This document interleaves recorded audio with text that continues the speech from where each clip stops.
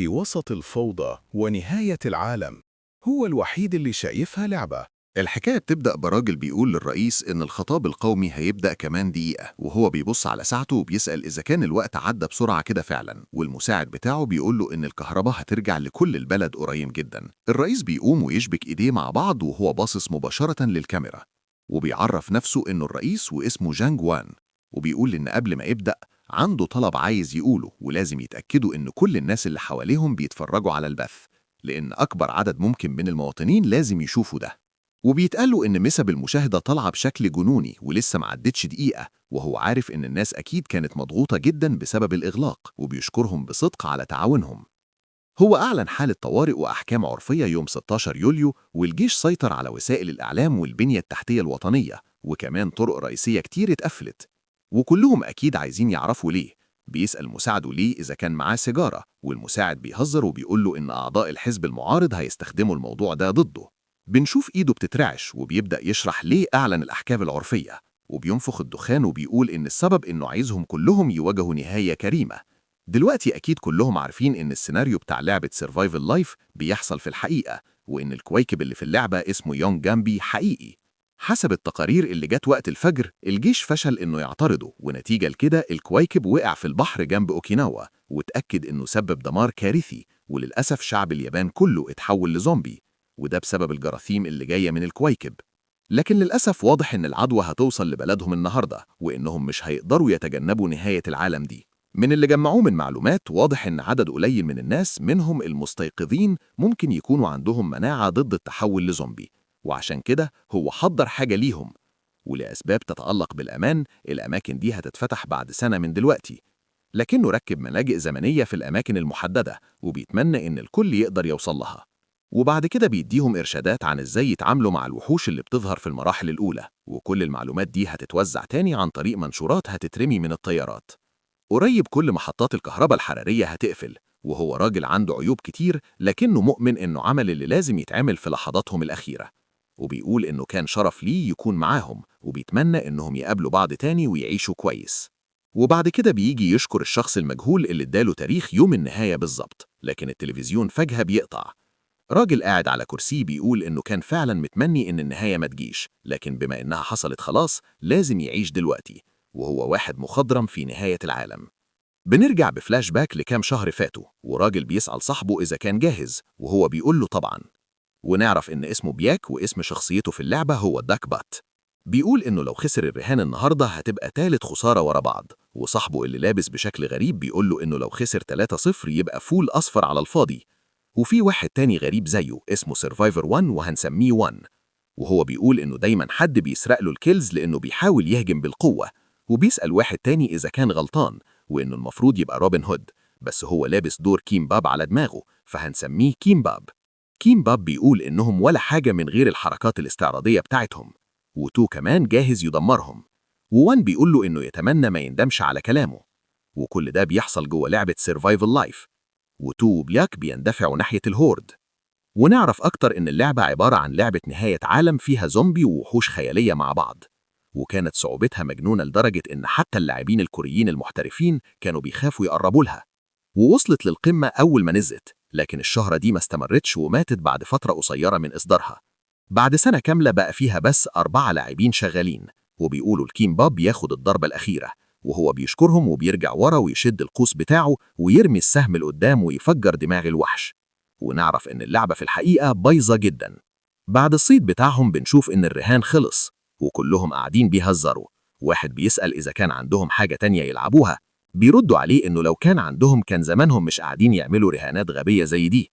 ووان بيوافق وبيقول إن اللعبة مملة جدا بس مفيش حاجة تانية تتعمل. وبياك بيقول إنه مش غريب لو السيرفرات تقفل النهاردة، ووان بيوافق، لكن تو بيقول إنه محتاج شوية إثارة ودوبامين فممكن يروح يآمر على كاونتر سترايك.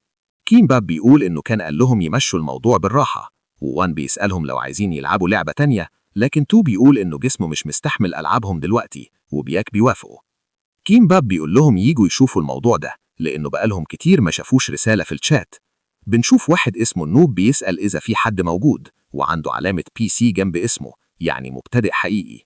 دلوقتي اللعبة بقت فيها 5 لاعبين، ووان بيهزر وبيقول إن اللعبة بقت شغالة جامد. كيم باب بيديله دليل التعليم، والنوب بيشكره وبيقول إنهم ناس طيبين وهيكلمهم بعد ما يخلص التوتوريال. بعد ساعتين كاملين من الاستنى، النوب بيقول إنه مش مصدق إن ده التوتوريال بس صعب جدا فهيسيبه. ووان بيتعصب وبيقول إنهم دايما بيسيبوها في الآخر. وتو بيقول إنهم بيضيفوا محتوى جديد بس عمرهم ما فكروا يقللوا الصعوبة. وبياك بيوافق وبيقول إنه مش فاهم المطورين بيفكروا في إيه. ووان بيقول لهم إنه هيقفل النهاردة وبيتمنى لهم ليلة سعيدة. وكيم باب بيناديه وبيسأله هيبقى موجود بكرة، ووان بيستنى شوية قبل ما يقول غالبا. كيم باب بيقول إن في لحظة السكوت دي حس إن تو وبياك حسوا بنفس الإحساس وفعلا خرجوا من اللعبة، وقالوا إنهم لازم يرجعوا للحياة الحقيقية وإن رحلتهم انتهت. وهو بيقول إنه كان نفسه يدخلوا الاستريم بتاعه لكن ما كانش عايز يسيبهم. حتى لما باقي اللاعبين القدام بدأوا يدخلوا أقل وأقل هو فضل لوحده، بس كان بيسجل فيديوهات تحديث علشان يستمتع باللعبة معاهم، وكان بيعمل بث ليل ونهار مستني أصحابه يرجعوا. وعدت شهور بعدها، صعوبة التوتوريال اتخفض بشكل كبير والتجربة في البداية اتحسنت. وكمان زي الزومبي والوحوش الخيالية ظهروا مخلوقات متحولة جديدة. وهو رحب بالتحديث الكبير ده، لكن أصحابه كانوا فقدوا الاهتمام وما بقوش يدخلوا خالص. وبكده اللعبة بقى فيها لاعب واحد بس وهو كيم باب. وهو بيقول إن اللعبة ميؤوس منها وممكن يسيبها، لكن حد بيكلمه وبيقول له إنه من فريق التشغيل اللي عمل اللعبة، وقبل إعلانهم كانوا عايزين يشكروا كل اللاعبين اللي حبوا سرفايفل لايف. كيم باب اتفاجئ وبيقول يمكن كانوا مستنيين ييأس، وفجأة وحش ضخم بيصرخ. كيم باب بيقول إنه كان نفسه يصطاد الوحش ده مع أصحابه قبل ما يسيب اللعبة، بس حصل خير. وبيضغط زر إيقاف التسجيل ويشيل كل معداته، وبعدها بيحذف حساب البث والقناة وكل حاجة قضى فيها 5500 ساعة لعب. لكنه ما قدرش يرمي الهارد اللي فيه ذكرياته فحطه في المخزن. وبكده كيم باب اللي عرفنا إن اسمه الحقيقي كانغ سو نونغ هو بدأ يعيش حياته بجد. لقبه الطباخ المحروق، وبيشتغل دلوقتي في مطعم بيبيع زي ما توقعت كيم باب. وسبب إن الاي دي بتاعه كان كيم باب بسيط، وهو بقاله 3 سنين مشغل محل سناكس، وزي ما واضح شغله ماشي كويس. ولو بتسأل هو فين، فالمحل في الدور الأرضي من البيت اللي ورثه بعد ما خسر أهله في تانية ثانوي، واسمه سان هوز تيستي سناكس. وبينادي على الزباين وبيقول لهم إن الأكل جاهز، وست بتزعق ليه وبتقول له إن الشغل ماشي نار النهاردة، واسمها ميك يونغ. هو ما قدرش لحد دلوقتي يسألها عن اسمها الأخير، لكنها كوافيرة من المنطقة وزبونة دايمة، ومش سر إنه شايفها جميلة جدا. هي بتوريه موبايلها وبتسأله إذا كان شاف الموضوع ده، وهو بيسألها إيه ده، وهي بتقوله إنه واضح لو حد قال ستاتوس ويندو هتظهر، وناس كتير من العيال بيتكلموا عنها. هي جربت قبل كده بس للأسف مفيش حاجة ظهرت لها. هو بيضحك وبيقول مفيش أي احتمال إن ده يحصل بجد، وإنها ساذجة شوية. في نفس الليلة بيمد إيده وبيقول ستاتوس ويندو، وطبعا في الأول مفيش حاجة بتحصل، وهو بيقول إنه كان عارف إن الموضوع حلو زيادة عن اللزوم عشان يكون حقيقي. لكن فجأة البرق بيبدأ يضرب والنافذة بتظهر. بيقول يا نهار أبيض، أنا اتخضيت بجد. وبنشوف إنه مفيش ليفل أو نقاط بس الإحصائيات موجودة، والميزة بتاعته اسمها Open Private Portal. بيقول إنه حاسس إنه شاف ده في حتة قبل كده، وبعدها بيفتكر إنها نافذة الحالة من لعبة Survival Life، بس مختلفة شوية لأن اللعبة ما كانش فيها نظام تجارة. وبيقول إن التريد شكله ضعيف شوية، فبيقرر يجربه. أول ما بيفتح البوابة بتظهر قدامه، وبيقول ده جامد قوي وشكله بالظبط زي بوابة المتاهة في اللعبة. بيتسائل إذا كان ده فعلا نظام اللعبة، بس بيقول مستحيل، ولو ده حقيقي كان على الأقل هيبقى فيه خبر عن يونجي أو حاجة. فبيبدأ يدور، وفعلا يا نهار أبيض في خبر بجد. بيبدأ يتوتر ويقول إن الاسم ممكن يكون مجرد صدفة ولسه بدري يستنتج حاجة، لكن إيه لو كان حقيقي؟ ولو ده بيحصل فعلا أكيد في دليل تاني غير البوابة بتاعته. بعد كده بيقول لنفسه يستنى، لأن الدخول من غير خطة خطر جدا. وبعد ما يغير رأيه بيستخدم مغرفة ويحطها جوه البوابة لحد الأرض عشان يشوف إيه هناك. ولما بيطلعها بيلاقي عليها تراب، وبيقول إن كده الطرف التاني مش متاهة على الأقل، وإن البوابة دي ممكن تكون زي انتقال لمكان تاني على الأرض. بيجهز نفسه وبيقول إن الوقت جه يدخل، وبنشوفه شايل شنطة مليانة معدات.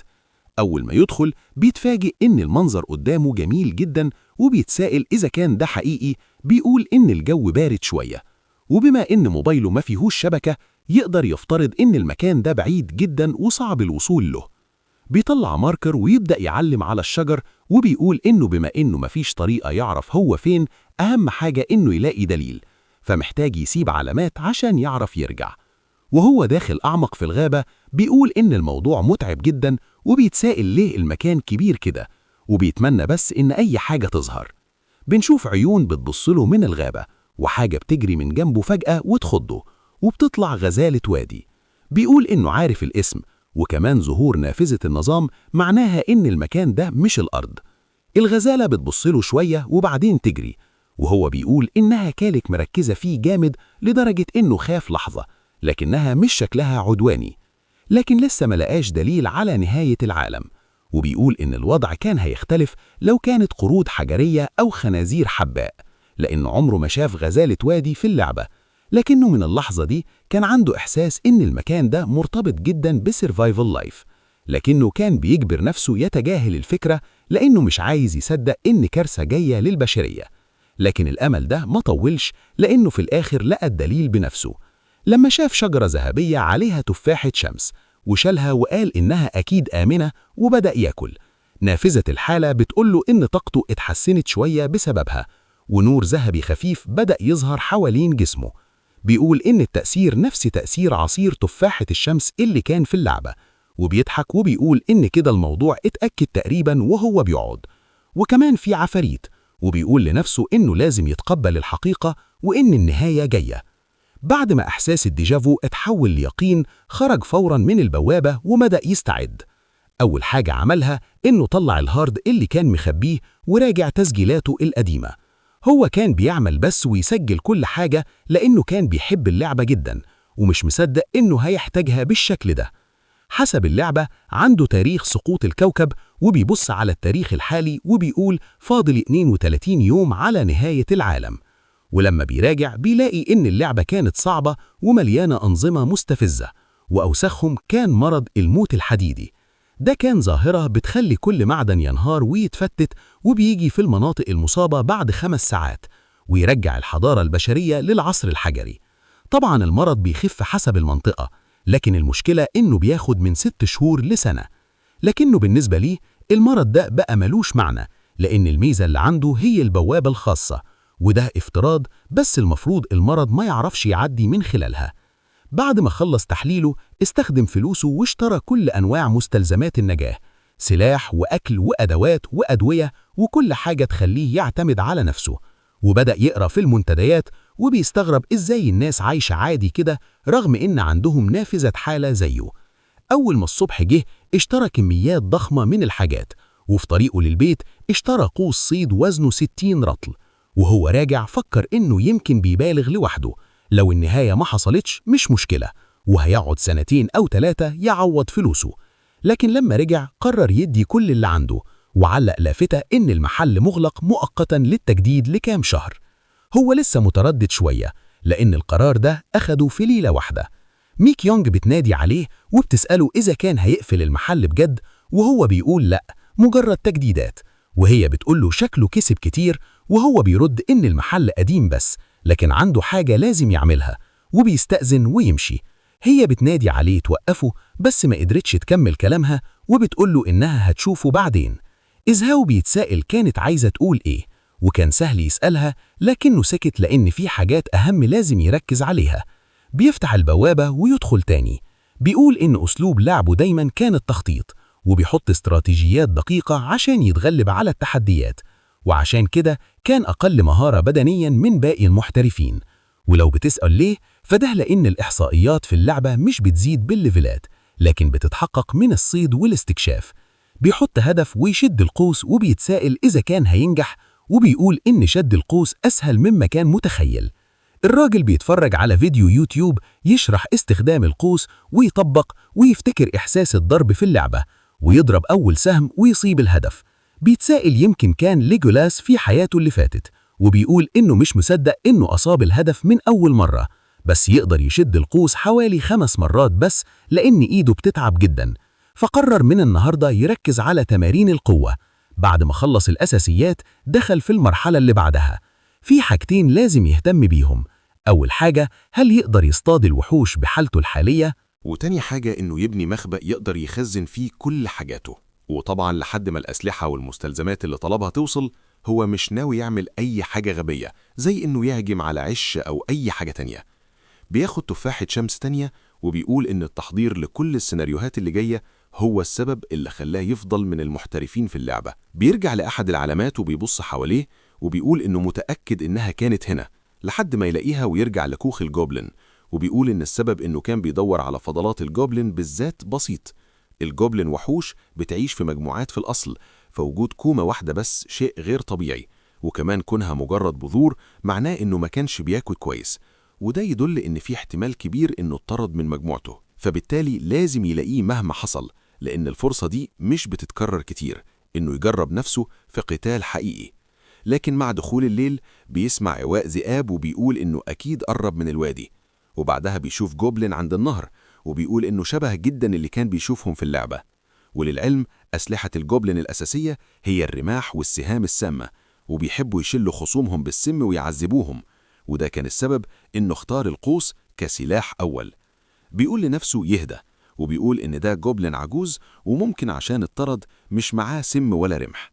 إيده بتبدأ تترعش وبيقول لنفسه لو فضل هادي يقدر يصطاده.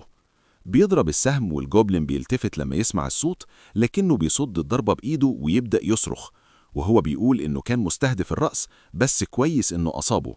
المفروض يستغل الفرصة ويكمل الهجوم، لكن الجوبلين بيرمي حجر ويوقع القوس من إيده. بيقول إن الجوبلين واضح عليه إنه مقاتل قديم برضه، بيطلع سكينة والجوبلين بيطلع سلاح بدائي ويهجموا على بعض. سكاكينهم بتخبط في بعض، وبعدين سونج هو بيرجع لورا ويهجم ناحية دماغه. الجوبلين بيوطي ويضربه ضربة مضادة في رجله. سونج هو بيكز على أسنانه وبيرمي نفسه عليه على الأرض ويرفع السكينة ويغرزها في صدره. الجوبلين بيحاول يزقه بس ضعيف جدا، وبنشوف الحياة بتخرج من عينه. بياخد نقطتين مقابل القتل وبيبدأ ينهج وبيقول مش مصدق إنه عمل كده. بعدين بيشوف كيس صغير على الأرض وبيقول ده مسحوق جواك وزيت نباتي، وفي اللعبة لما بيتجمعوا بيبقوا مرهم، فممكن يجرب. بيقول كمان لازم يدفنه عشان باقي الجوبلين ما يلاقوش جثته، وكمان عشان ما يتحولش لبون كريبر. يا ساتر، زي اللي حصل زمان في المنجم.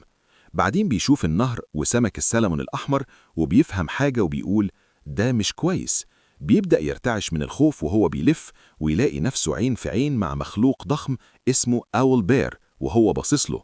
بيقول إنه في ورطة كبيرة.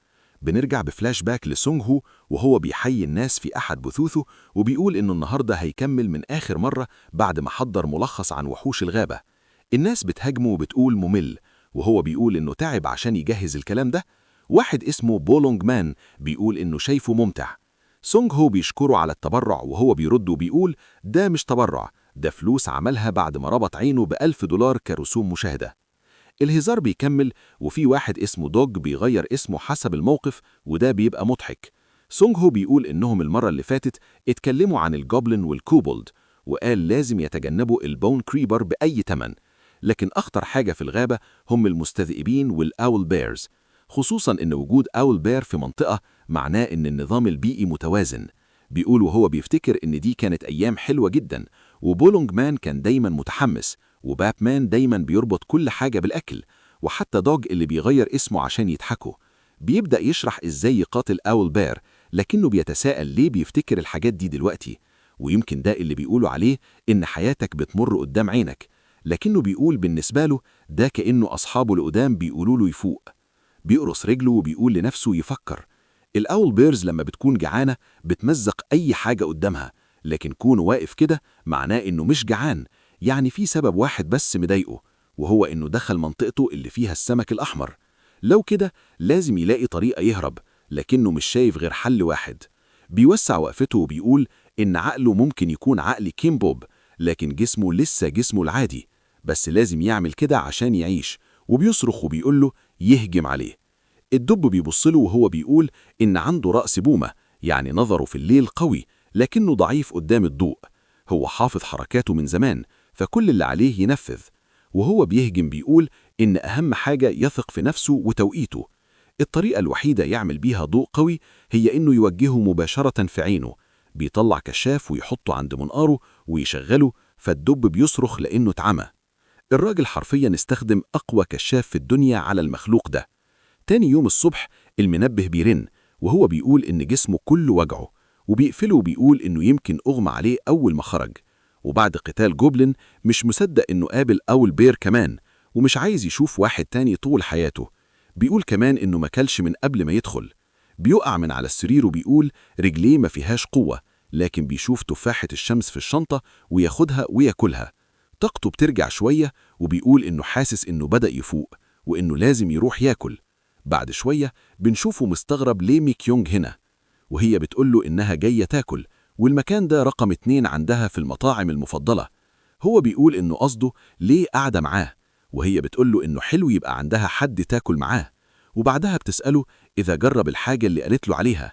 بيسألها تقصد نافذة الحالة، وهي بتقول وبتسأله جربها، وهو بيقول دلوقتي فهمت ليه كانت ساكتة قبل كده. هي بتقوله إنها متأكدة إن الموضوع حقيقي، وبتشير إن فلوس اختفت من محل، وهو بيقول إنه واضح جدا إنها عايزة تعرف الحقيقة، وبيقول لها إنه جرب، لكنه للأسف ما ظهرتش ليه. حياته في الموقف ده كانت مبررة تماما، ومش بس كده، ميزته مش قتالية أصلا، ومهاراته مخصصة للعب الفردي مش الجماعي. غير كده في وضع الأمان فيه مش مضمون أصلا. كشف أوراقه يبقى كأنه بيصرخ تعالوا كلوني. لكن كون ميك يونغ لسه بتسأل عن الاستيقاظ معناه إنها ممكن تكون حصلت عليه هي كمان. بعدها بتعتذر له، وهو بيسألها بتعتذر ليه؟ بتقوله إن في حاجة كدبت فيها. هو بيقول إنها باينة شخص كويس ومش لازم تقوله دلوقتي، لسه عندهم وقت، ممكن تقوله بعدين لما تبقى جاهزة. بيقول بعد ما قال كده رجع البيت ولقى قدام بيته شحنات بتتسلم. بيقول الناس دي ملوك التوصيل وبيشكرهم على تعبهم. راجل جدع. نقل كل الحاجات اللي هيحتاجها بعدين للسطح والحاجات اللي محتاجها فورا للدور التاني، وفي نفس الوقت اختار الأدوات اللي هيستخدمها في مهمة النهاردة. معاه قناع غاز، بدلة مقاومة للحريق، سبراي فلفل، فأس إطفاء، شوية بنزين، طفاية حريق، مواسير سباكة، ومنظار بعين واحدة. وبيوضح إن مهمته النهاردة إنه يلاقي مكان ينفع يبقى مخبأ، ولازم يأمنه بأي طريقة. أول ما يدخل بيقول إن الموضوع مش صعب، لأنه شاف مكان مشبوه قبل كده وهو بيدور على الجوبلين العجوز. بيراقب من ورا الشجر ويشوفه، وبيقول إنه مثالي جدا كمخبأ. المشكلة بس إنه مش عارف إيه الوحش اللي ساكن فيه. وهو بيبص على مدخل الكهف بيشوف آثار أقدام، وبيقول إنها لكوبلد، وده في الحقيقة خبر حلو، فبيفرح رغم إن الخطة اللي عاملها تنفع لأي وحوش ضعيفة. بيشيك على اتجاه الهواء، وبيقول إن بالنسبة للكوبلد اللي لسه نايمين لأنهم بيشتغلوا بالليل ده سم قاتل. عشان ينفذ خطته جمع حطب وحطه عند المدخل وصب عليه بنزين، ولما جه يولعه بعض الكوبلد صحيت وطلعت، شافوه فسلم عليهم قبل ما يمسك الفأس ويهجم فورا. من غير أي تردد دبحهم وقطع راس واحد كمان. اتفاجئ وبيقول ما كانش متوقع إنه يقتل بضربة واحدة، لكن مستواه بيعلى وبقى معاه 4 نقط. بيقول هيفهم الموضوع ده بعدين، دلوقتي لازم يبدأ قبل ما الباقي يصحى. يرمي الولاعة على الحطب، وبيقول إن في اللعبة كل الوحوش الضعيفة عندها نقطة مشتركة بتتأثر بالحاجات المفاجئة. طبعا حرقهم مباشرة أفضل، لكن ده هيصعب التنظيف بعدين. عشان كده خطته كانت بسيطة، يربكهم بالدخان. أول ما يطلعوا ياخدوا نفس يقضي عليهم مرة واحدة. كان متوقع يطلعوا 5 لأن المجموعة عادة 7، بس الظاهر أقل، يعني باقي 3 بعد اللي قتلهم. بيشوفوه ويهجموا عليه، فيرجع الفأس ويضرب واحد يطيره. التاني ينط عليه، لكنه كان مجهز سبراي الفلفل فيخليه يصرخ ويقع، وبعدين يقتله هو كمان. يروح للتالت ويلاقيه القائد مرعوب، وبيقول شكله مثير للشفقة، بس هيستفيد من مخبأه قبل ما يخلص عليه. بعدها بيشيل القناع وبيقول إنه خلص عليهم بسهولة نسبيا، بس عشان طاقته قليلة الموضوع صعب. وبيقول إن ده شبه اللعبة، لأن تأثير الإرهاق ظاهر عليه، وكمان عدم حصوله على نقط مع كل مستوى بيصعب الموضوع. بس برضو رفع المستوى بيفتح أنظمة مفيدة، فمكسبه النهاردة كبير. والأهم إنه بقى عنده مكان آمن خاص بيه، لكن لازم ينظف العش الأول. بيكمل تجهيز المكان، وأول حاجة عملها كانت التنظيف. عمقه حوالي 15 متر، صغير شوية، وكمان كان مقرف جدا، ويمكن عشان لسه مخلص قتال حس إنه أصعب شغل عمله في حياته. كان مقزز من أسلوب حياتهم، لكن دلوقتي عنده مكان آمن في العالم التاني، يقدر يستخدم خواص البوادة بحرية، وده سهل عليه الدنيا كتير لأنه وصلها مباشرة لحمامه. رغم كده التعب كان رهيب لدرجة إنه حس إنه هيغمى عليه. ومن الحاجات المدهشة اللي اكتشفها إنه يقدر يثبت إحداثيات العالمين، يعني الحاجات تقدر تتفاعل بينهم. حتى وهو واقف بين العالمين قدر يدخل خرطوم من حمامه للكهف وينظفه كويس. بيقول إنه شكله بقى مقبول، بس لسه محتاج يشيل الدم ويحط خرسانة عشان يخزن بسهولة، والمونة هتاخد شوية وقت تنشف، وكمان الألواح. بعدها بيلاقي حجارة وبيعرف إنها حجارة مضيئة وحجارة إشعال، وبيقول إنها عناصر أساسية في اللعبة، وده كنز. أول ما يخلص البناء هيبدأ تعدين على طول. تاني يوم وفاضل 29 يوم على نهاية العالم، جسمه كله وجعه، وبيقول إنه ضغط على نفسه زيادة، مفيش حتة مش بتوجعه. يبص على دراعه ويلاقي جروح صغيرة ومش فاكر جات إزاي، وبيقول مش مستاهلة يستخدم تفاحة الشمس، لكنه يقدر يعمل مرهم. الطريقة بسيطة، يخلط المسحوق مع الزيت بنسبة 1:1 ويقلب لحد ما يتمسك، يخلصه. ونافذة الحالة بتقول إنه بيعالج الجروح بشكل طفيف. بيقول إنه كطباخ بالموضوع سهل، يحطه على جروحه ويقول إنه حاسس بتحسن، لكن لو ده هيحصل كل مرة الموضوع هيبقى صعب. عشان يرفع إحصائياته لازم يفضل يكمل كده، لكنه حاسس إنه ممكن يموت قبل الكارثة أصلاً. بيقول ممكن يستخدم مقلاع لأنه أصغر، أو يستخدم سلاح ناري عشان يوقع كذا واحد بسرعة. بعدها بيفكر في حاجة مش جزء أساسي في القصة، مجرد خلفية، بس ممكن تحصل في الواقع، ومش معلومة عديمة الفائدة، ولو الأحداث دي حصلت هتفيده جدا. فقرر يدور فيها. بعد ما حط خطة طلع السطح عشان يبدأ التجهيز، واتصدم إن عامل التوصيل طلع كل الحاجات للسطح في ليلة واحدة، وبيقول ده أسطورة. لحسن حظه كل الحاجات كانت موجودة، فده سهل عليه الشغل جدا. نزل الدور الأول يجيب باقي الحاجات، وقبل ما يدخل ميك يونغ نادت عليه وقالت إنها سعيدة إنها شافته. هو استغرب إنهم قربوا كده لدرجة إنها بطلت الرسمية، وقال إنه بقى بيشوفها كتير. هي قالت إنها بتيجي تاكل توكبوكي كل يوم، وهو ضحك واعتذر إنه كان مشغول بالتجديدات.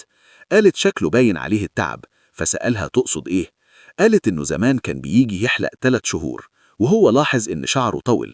سألته لو عايز يحلق دلوقتي، وقال إنه محتاج فعلا ووافق. راحوا المحل وسألته عايز شكله إيه، فقال تحلقه كله.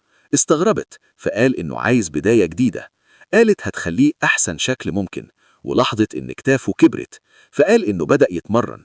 قالت إنها سمعت إن نافذة الحالة مرتبطة بسرفايفل لايف، هو قال مثير للاهتمام. وقالت إن المستيقظين هم ناس لعبوا اللعبة قبل كده. سألها إذا كان ده حقيقي، وسألها جابت المعلومة منين. وقبل ما ترد الجرس رن، ودخل راجل عنده وشم تعبان على دراعه اسمه إنهو. هي سألته بيعمل إيه هنا، فقال إنه جاي يدي معلومات جديدة. سونهو اتخانق معاه قبل كده لأنه كان مزعج جدا، واستغرب إذا كان الشخص الرخم ده هو مصدرها. إنهو قال إن في واحد بيحاول يحتكر المعلومات، مسح كل فيديوهاته واختفى. هي بتسأله إذا كان بيتكلم بجد، وسونهو بيقول إن الكلام ده مألوف شوية، وإنه بيقول إنهم دلوقتي في الجروب بتاعهم بيحاولوا يعرفوا هو ساكن فين. هي بتقول إن ده كده غير قانوني، لكن سونهو لسه بيفكر مين الشخص ده. إنه بيقول لها بصراحة إنهم مش في وضع يسمح لهم يختاروا، وإنهم يمسكوا ابن ده كيم بوب ويجبروه يشارك المعلومات ده لصالح الناس كلها. هي بتقول برضو إن ده زيادة عن اللزوم. سونهو بيقول إنه كان حاسس من أول كلمة وإنهم فعلا بيطردوه، إنه يمسك إيده بالعافية ويقول لها لازم تنضم لفريقنا، لكنها بتقوله مش دلوقتي. سونهو بيقول إن ده هبل، وإنه مسح الفيديوهات لأنه كان محبط ومش بيحاول يحتكر حاجة، وهو أصلا ما كانش عنده وقت يفكر في كده. إنه ياخد المقص من إيدها ويمسك كتفها ويقول إنها مستفزة جدا، وإن الموضوع زي اللعبة بالظبط. سونهو بيقول له إنه مقرف وبيتصرف كأنه فاهم كل حاجة. إنه يقول لو الواد ده كان نشر المعلومات ما كانوش عملوا كده. سونهو بيستغرب ليه بيتكلم كأنه مسكه فعلا. إنه يقول لها تاني إنه مش هيستنى كتير. سونهو بيبدأ يشك إذا كان المجتمع كله بقى مليان كلام وحش عنه، ولو كده يمكن هو اللي لازم يطلع يتكلم. إنه يقول لها تختار بسرعة. سون هو ينادي عليه ويقول له إنه مش فاهم هو بيتكلم عن إيه، بس ممكن يناقشوا الموضوع بعدين. إنه يسأله أنت فاكر نفسك مين، وسون هو يقرب منه ويقول له يمشي من غير مشاكل قبل ما يحرجه تاني زي المرة اللي فاتت. إنه يخاف شوية ويقول إن شكله مش يومه ويمشي. ميك يونغ تقول له مع السلامة وتتنفس براحة بعد ما مشي. سون هو يقول لها عايز يبدلوا أرقام الموبايل احتياطي لأن الرائل ده مش مضمون. في البيت سون هو ساب شغل البناء شوية وحتى حلق شعره، لكنه فتح الكمبيوتر ودور على نفسه في المنتدى، واكتشف إن الناس كلها بتحاول تعرف هويته الحقيقية، وكمان في تهديدات بالقتل. والشخص اللي نشر المعلومات بدري اتهاجم هو كمان، لكنه لقى ID شكله هو نفس الشخص اللي كان بيتكلم مع ميك يونغ. سون هو بيقول إنه مجنون وإزاي عمل حساب أصلاً لأنه محتاج توثيق حقيقي، وبيقول إن كل البوستات اللي كتبها مليانة شتايم ليه، وكمان قال إنه بيحاول يقرب من ميك يونغ. يا نهار أبيض، سون هو بيشتمه ويقول إنه زبالة ويقفل الكمبيوتر وهو مقرف من البشر. طبعا هو مش منهار نفسيا، بس خلاص زهق منهم، لكنه حاسس إن دماغه بقت أصفى. بيفتح البوابة وبيقول إنه خلال يومين ركز كله في تجهيز المخبأ. كان بيكسر الحجارة بالفأس عشان يطلع طاقته، ويفرش المونة بعد ما يخلطها بالمية ويسوي الأرض. بعد ما خلص خرج يستنى المونة تنشف، وهو باصص للقمر جات له فكرة: العين بالعين والظلم بالظلم. هو مش بطل ومش محتاج رسالة عظيمة، هو بس محتاج يعيش. وبعد ما قرر كده ولف، سمع صوت مألوف. لف تاني ولقى بون كريبر، وقال مش مصدق إن ابن ده يظهر دلوقتي وهو أصلا حالته زبالة. صوت فكه بيقرب ويعلى لحد ما يحصل انفجار ضخم. بعد الانفجار بنشوف سون هو واقع على الأرض وإيده بتتحرك شوية لحد ما يفوق. بيتسائل إيه اللي حصل، وبعدين يفتكر إن الوحش انفجر وبيستغرب إزاي لسه عايش.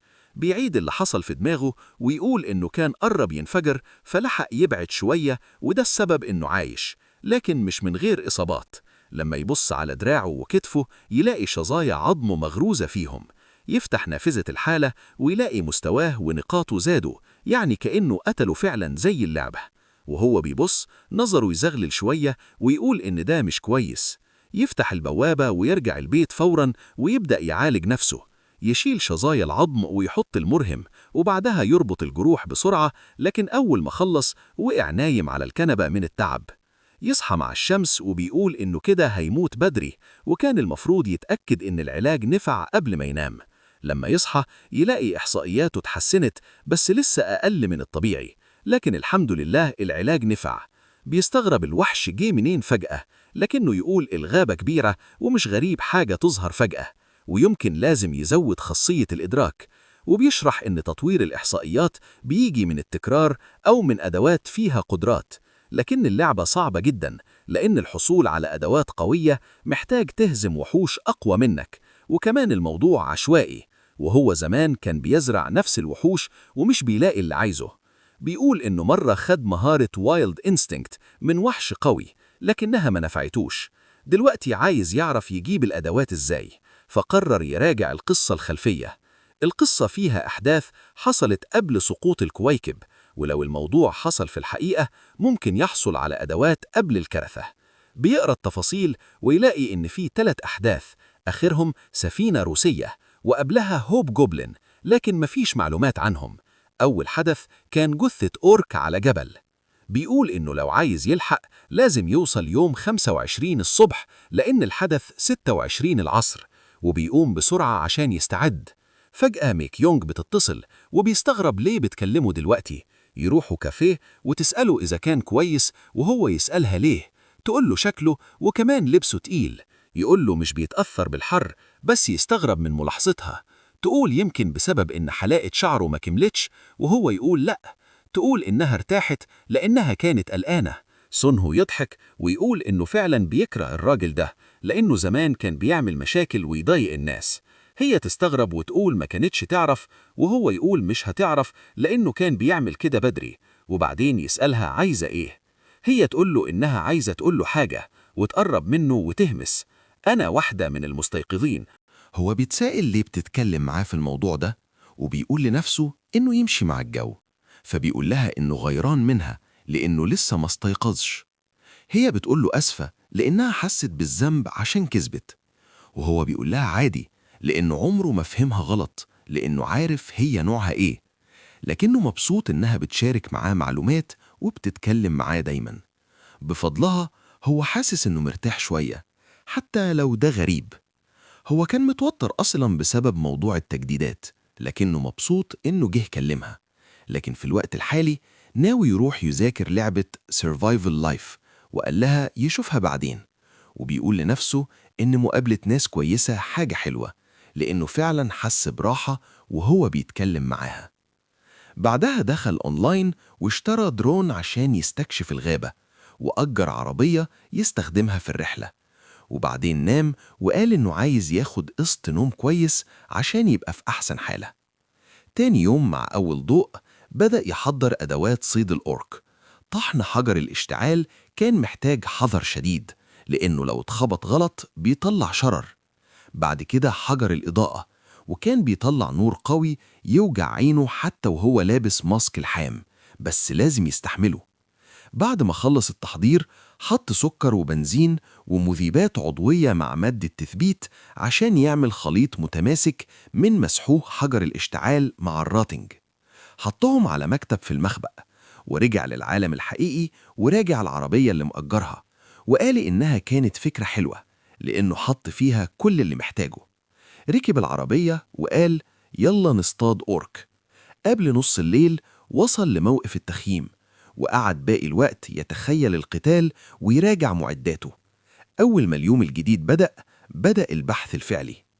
بعد ساعتين تسلق واستكشاف، المطر بدأ يزيد ومعاه ضباب بيصعب الرؤية، وقال إنه مش عارف الأورك هيظهر منين. وراجع المنطقة حوالين المخيم وقال يمكن الحدث ما حصلش، لكن فجأة سمع صوت صراخ أورك.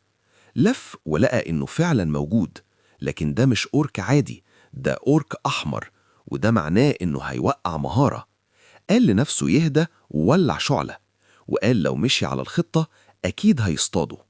خطته كانت كالتالي: يستفزه بالشعلة عشان يهاجمه. أول ما يركز عليها هيستغل اللحظة ويهجم. جري عليه وفتح البوابة وزحف تحت جسمه ومد إيده جوه الجاكيت.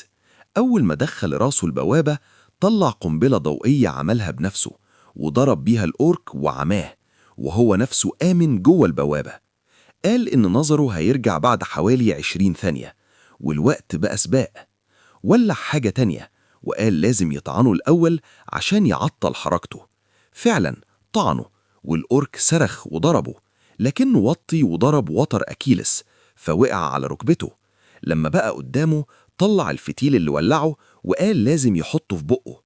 عمل كده وحصل انفجار ورماه بعيد. قال إنه حتى الأورك مش هيستحمل ده، لكن الأورك ضربه برضه. قال إنه غبي لأنه قلل حذره. بصله وهو مولع ورؤيته بدأت تضعف، وسأل نفسه هل دي نهايته؟ لكن فجأة سمع صوت ليفل أب. طلع 3 مستويات وخد 10 نقاط، وكمان مهارة Will to Survive. قال إنه مش معمول للجو ده، وبص حوالين يدور على الغنائم. لقى ساعة ولبسها وطلعت +2 إدراك. قال إنه لقاها بصعوبة بسبب المطر وشكلها بايظ شوية، بس الإدراك مهم. بعدها احتار يعمل إيه بجثة الأورك.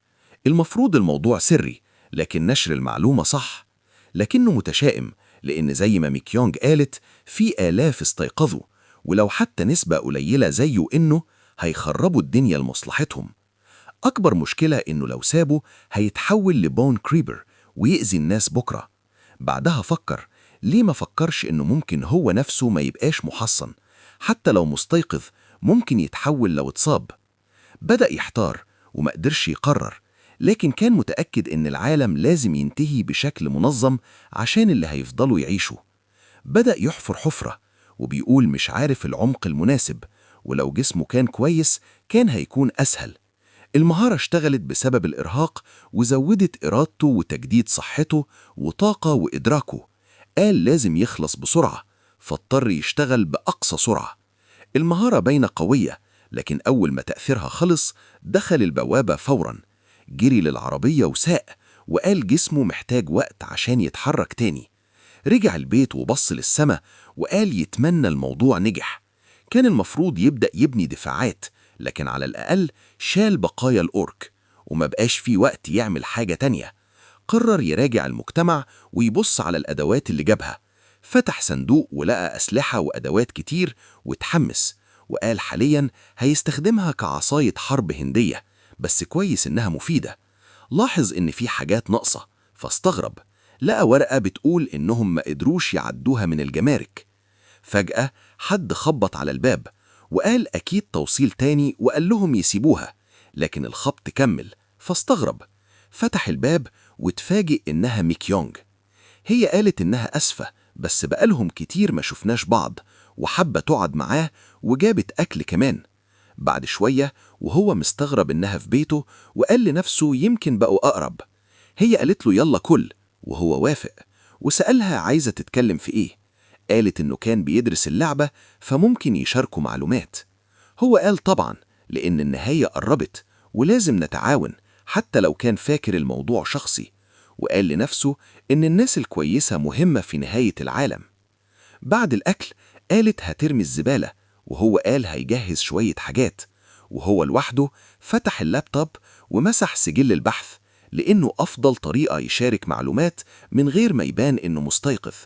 بدأ يشرح لها عن المرض، وقال إن التحرك في مجموعات كبيرة بيزود خطر اكتشافهم، وإن الإدراك مهم جدا. هي سألته إذا كان ده أهم إحصائية، وهو قال آه. قال لها هيوريها حاجة تانية. هي قالت إنه واضح إنه كان صح، وإن كيم بوب بيتهاجم جامد. هو قال شايف كده، وسألته ليه مش بيشارك معلومات. قال إنه مش عارف لأنه ملعبش اللعبة، وسألها رأيها. هي قالت إنها فاهمة لأن كل واحد عنده ظروفه، وقالت إنها رفضت عرض إنه. سألها ليه، وورته تسجيل ليهم بيتكلموا عن خطفها. سون هو اتعصب وقال إنه لما القانون يقع ناس كتير هتظهر حقيقتها، وما ينفعش تثق في حد. هي سألته حتى أنت، وقالت إنها عايزة تكون فريق معاه. هو اتصدم وما قدرش يرد بسهولة، لأنه هدفه يوصل ليفل 10 قبل التوتوريال، والمشكلة إن مستوى الوحوش بيعلى معاه، ولو هي معاه ممكن تموت. قال لها مقدر عرضها، بس ممكن يتحول لزومبي. قالت إنها شايفة ده مش مشكلة، وفجأة استخدم قدرتها وانتقلت في المكان، وقالت إن قدرتها اسمها بلينك وهتهرب قبل ما يعضها. هو قال ما ينفعش توري القدرة دي لأي حد. هي قالت إنها ورته لأنه هو، وكمان علامة ثقة. وفي الآخر قالت حتى لو ما بقوش فريق، على الأقل يبقوا متعاونين لو عاشوا. القصة بترجع للعالم التاني، وسونج هو بيقول إن بناء السور ما كانش صعب. في الأول بس بيدق العمود في الأرض، وبعدين بيلف السلك الشائك حواليه مرة أو 2، وبعد كده يربطه كويس، وبعدين يركب حساسات بالأشعة تحت الحمراء هنا وهناك، وفي الآخر خلص كل حاجة. بيقول إن شكله طلع جامد جدا، وإن ده يستاهل أكتر من نقطة واحدة في مهارة الشغل اليدوي. ودلوقتي بما إن شغل الأسمنت خلص وخط الدفاع اتعمل، جه الوقت إنه يبدأ ينقل الحاجات لجوه. وفعلا نقل كل حاجة، وبيقول إن أول ما يقسم المكان من جوه بألواح ساندويتش، التجهيز الداخلي هيبقى شبه كامل. وفجأة عطس عطسة جامدة جدا، وقال لنفسه إنه المفروض يتمخط، وقال إن الدنيا هنا فعلا برد شبه أواخر الخريف، وقريب هيضطر ينام هنا، فمحتاج يجهز نفسه لكده.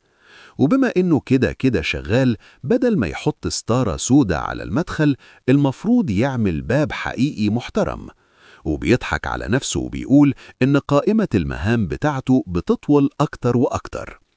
راح ورشة نجارة قريبة وطلب شغل مخصوص واشترى شوية حاجات. وفي طريق الرجوع مشي حوالي 5 ساعات وهو بيحدد الأماكن اللي هيحتاج ينهبها قبل المرض ينتشر. وبيكتب قائمة، بعد محل العدة هيروح الصيدلية، وبعدها محل الموتوسيكلات. وفجأة حد ناداله، وسونج هو عارفه وقال له يا هون جون، ده صاحب جيم ومطلق وعنده بنت صغيرة ولقبه بروتين ماستر. سونج هو سأله لو في حاجة غلط لأنه شكله تعبان، فقال له إنه عليه ضغط كتير، وبعدين سأله إذا كان رجع يتمرن تاني، وقال له إن شكل العضلات اللي بناها قبل كده بدأت ترجع. سونج هو قال له إنه بيستخدم جسمه كتير الفترة دي بسبب التجديدات، وسأله ماله، فقال له إنه حاسس إن العالم فعلا هيخلص. سونج هو سأله إذا كان سمع هو كمان، فقال له أيوة. واحد من الجيم قال له على حكاية الستيتس ويندو والزومبي، وسأله إذا كان مصدق. سونج هو قال له مش متأكد، لكن هون جون قال له إنه في الأول ما صدقش، بس الراجل خلاه يبص كويس وبعدين طار في الهواء. سونج هو اتصدم وسأله بجد، فقال له إنه شاف بعينه وكانت قوة خارقة 100%. سونج هو قال له إنه لسه ما تأويكنش، وهون جون قال له إنه هو كمان، وبعدين قال له إن الراجل ده ناوي يروح محطة بث علشان يشتهر. سونج هو استغرب جدا وسأله إزاي وصل للفكرة دي.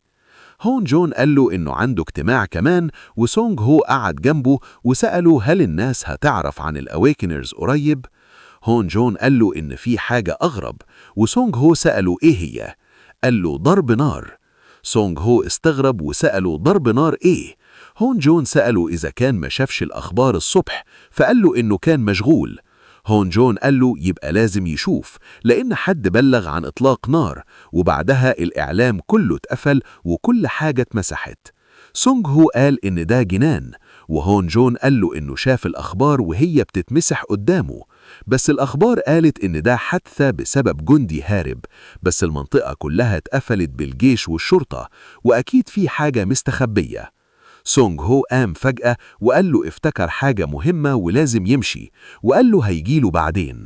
هون جون قال له لو عايز يكمل الكلام يجيب له بروتين باودر. بعد ما رجع البيت قعد يفكر كتير. قال إن إطلاق النار حصل بعد حادثة الأورك بيوم، وإن رد فعل الإعلام المنظم ده معناه إن الحكومة كانت عارفة. بس إزاي؟ ما المفروض محدش يعرف التوقيت بالظبط، وهو كان دافن الأورك في العالم التاني علشان النهاية تبقى منظمة، لكن فجأة يحصل إطلاق نار. قال يمكن حد وصل معلومات للحكومة بدري وبدأ يتحرك من أول حدث، ويمكن الشخص ده ما عندوش قدرة هجومية زيه، فاشتغل من ورا الكواليس. هو مش عارف مين، لكن متأكد إن في حد ورا الحكومة بيوجهها، وضيق الاحتمالات لصاحب اللعبة أو 3 لعيبة قدامى، واستبعد صاحب اللعبة وقال إن الأغلب هم اللاعبين اللي زيه. فكر في سيرفايفر نمبر 1 وقال لو نظريته صح مش محتاج يبلغ الحكومة، وطريقة لعبه في اللعبة كانت مختلفة عن الحقيقة، فمش متأكد إذا كان الشخص الحقيقي زيه، لكنه اشتاق لأصحابه وقرر يثق فيهم دلوقتي.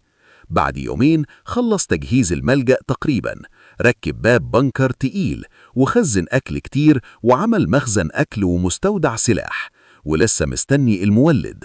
في المرحلة التانية هيحط أرفف حديد ويكسر الحيطان بمثقاب، وقال إن المكان أضيق مما توقع، والعزل المائي لسه محتاج وقت، والباقي هيشوفه بعدين. وبعدين استخدم الدرون وقال إن المكان ضخم جدا زي الأمازون. الدرون مفيد جدا لأنه بيخليه يستكشف من غير خطر ويعمل خريطة بسهولة. شاف إن في تلج دايم للشمال الغربي وبحر في الجنوب. البحر ما فيهوش وحوش وفيه أكل كتير، فممكن يحط مصايد سمك. رجع وبدأ يدرس البيئة حوالين الملجأ. الحمد لله مفيش أول بيرز تاني، لكن الجثة اللي شافها قبل كده اختفت، يمكن اتكلت. لقى آثار أقدام جوبلين، وده مقلق. المسافة بين الوادي والملجأ حوالي 1.5 كيلومتر، وده معناه إن المكان أخطر مما كان فاكر. رجع البيت وحط الخريطة وقال إنه لازم يروح بنفسه لكل مكان علشان يعرف التفاصيل، وقرر يبدأ بالمستنطع. وفجأة الموبايل رن، ده إنذار الحساسات. قال أهو جت على طول، وبص لقى آثار جوبلين وقال إنهم ما عندهمش ذوق. شكلهم مش مجموعة كبيرة، يمكن 6 ل 8 خارجين يصطادوا، وجم لحد عنده بنفسهم. وحس إن حاسة الإدراك عنده زادت، لأنه بقى يسمع ويلاحظ كل حاجة بسهولة وهو مستخبي. واضح إنهم كانوا بيتخانقوا على الأكل، وفي واحد قائد ليهم. سونج هو قال إن دي فرصة كمين مثالية. شد القوس بتاعه وضرب أول سهم، جاب القائد في نص جبينه على طول ومات في ساعتها. باقي الجوبلين اتلخبطوا وابتدوا يصرخوا. وسط اللخبطة دي سونج هو استغل الفرصة وضرب واحد كمان ومات هو كمان. الباقي بدأ يجري ناحية المكان اللي السهم جه منه. أول ما قربوا من الشجر جهز الفاس بتاعه ودخل عليهم ضربة واحدة، دبح واحد منهم من رقبته ومات، وساب الفاس مغروزة فيه، ومسك السكينة وخلص على واحد تاني بسرعة. وبعدين طلع منجل وقال لهم كده بقوا 4، هتعملوا إيه بقى؟ رموا عليه سهام سم بس ارتدت من الدرع بتاعه، فقال لهم انتوا كده قليلين الذوق لما حد بيكلمكم. 3 منهم جريوا عليه بس ما هجموش، لفوا حواليه. فقال إن القتال القريب آخر حل عندهم بعد ما السم فشل، وده ممتاز بالنسبة له. مد إيده في جيبه ورمى حاجة على الأرض عملت نور قوي جدا، خلاهم كلهم يقعوا على ركابهم وبيترجعوا. قال إن التأثير اشتغل تمام، فده وقت النهاية. وبسرعة صاروخية قطع راس ال4 كلهم، لفل ليفل 4 وخد 16 نقطة. وقال إنه جرب بس عشان كانوا متلخبطين وما كانش متوقع تنجح كده. بعد شوية سونج هو قال إن الموضوع مرهق بس مضحك، إن مهارة إرادة البقاء ما اشتغلتش في القتال واشتغلت وهو بيدفن الجثث. قال إن المهارة فعلا فعالة بشكل غبي، ورغم إن الموضوع كان مضحك بس تفعيلها مفيد، ومش زي مع الأورك صحته ما نزلتش غير بسيط جدا، وتأكد إن التأثير العكسي مش قوي. خلص دفن الجثث وقال لازم يشوف اللوت وياخد فاكهة ترجع صحته. قال إنه أول مرة يشوف الحاجة دي قبل ما تتحول لبودرة، ومن كمية زيت الخضار اللي لقاها واضح إن في مكان قريب بيطلع الحاجات دي. راح يشوف شنطة القائد واتصدم إنه لقى ضفدعة. استغرب ليه شايل واحدة عايشة مش ميتة، وقرب يشمها وقال من الريحة والسائل الأخضر اللي طالع منها ده سم شلل زي اللي الجوبلين بيستخدموه. قال لازم يربيها بأي شكل، لأنها أولاً كيوت جداً، وثانياً يقدر يطلع منها سم، وده هيساعده يزود مقاومة السم عنده وكمان يسهل الصيد. سماها جادوك وقال لها هيديلها أكل كتير. ظهر له إشعار إنه لأنه سماها وهي نايمة قدر يعمل ارتباط معاها، وهي دلوقتي بقت ملكه. قال ده جنان ومش فاكر إن ده كان في اللعبة، ويمكن ده نظام مخفي ظهر عشان الموضوع بقى حقيقي زي البوابة بتاعته. وقال يمكن كان في تحديث وهو ملعبش، بس استبعد ده لأن مين هيعمل تحديث قبل ما السيرفر يقفل. وقال بلاش يفكر في الموضوع دلوقتي ويكمل استكشاف. فضل رايح جاي بين البوابة وبين العالم الحقيقي لحد ما خلص ترتيب، وبعدها خرج يستكشف. لقى نبع مية ما كانش ظاهر بالدرون، وقال إنه جميل جدا. خد شوية مية وقال إنها عادية وده حل مشكلة الشرب. لقى كمان زيت خضار وفاكهة زي اللي قبل كده. جمع الفاكهة وخد كمية مناسبة من الزيت وساب شوية احتياطي. حط علامات في كل مكان عشان ما يضيعش ورجع. تاني يوم كان بيشجع جادوك وهو بيأكله وبيقول له قول خلاها في الدور التاني لأن الضفادع بتعيش في 18-25 درجة، ولو سابه في الملجأ من غير تدفئة هيموت. جادوك بدأ يطلع سم في كوباية، وسونج هو قال إنه كيوت جدا، بس غير كده كان عنده شغل تاني، وأكتر حاجة أخدت وقت كانت المرهم. قال إنه عمل كمية ضخمة جدا بس مش عارف يديه لميك يونغ لأنها مش أويكند ومش عارف يتصرف فيه.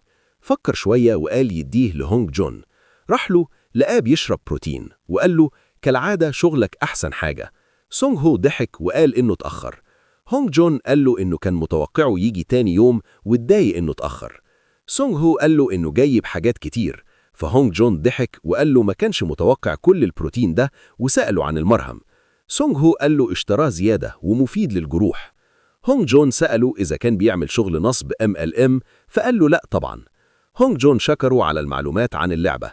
سونج هو قال له بالعكس هو اللي شاكر له عشان عرفه عن حادثة الضرب، بس استغرب إن الجيم هادي. هونج جون قال له الناس كلها راحت تخطط. قال له إن الراجل اللي راح محطة البث نشر معلومات قبل ما يمشي، وبناء عليه قرروا يعملوا قاعدة هنا. سونج هو سأله كام واحد؟ قال له 20. سونج هو اتصدم وقال له أكثر من 6 خطر، بس هونج جون قال مفيش حل، لازم يحاولوا، وقال إنهم أعضاء معاه وما ينفعش يسيبهم. سونج هو قال إنه فعلا راجل جدع. هونج جون سأله هيعمل إيه؟ قال له هيفكر. هونج جون قال له لو ملوش مكان يجي هنا، وفجأة سمعوا صريخ بره. سونج هو جري بسرعة وقال له سيبه يشوف. بص من الشباك واتصدم، دي ميك يونغ. فتحت عينيها بالراحة وسألت هو بيعمل إيه هنا؟ قال له نفس السؤال وسألها فاكرة حاجة؟ قالت لأ، بس حد هاجم عليها فجأة. هونج جون اتعصب وقال له خليه معاها وهو هيفتش المنطقة.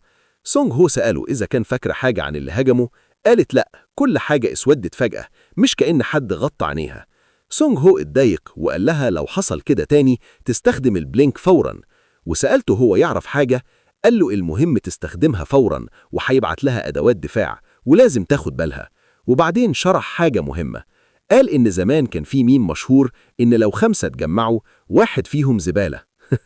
وقال إن الترونز موجودين في كل مكان خصوصاً في اللعبة. كانوا بيدخلوا الفرق ويتظاهروا إنهم ناس عادي، وبعدين يودوهم أماكن مليانة وحوش ويقتلوهم، ويخدعوا المبتدئين ويقتلوا ويسرقوا منهم، ويعملوا مشاكل بين الفرق عشان يخلوهم يتخانقوا.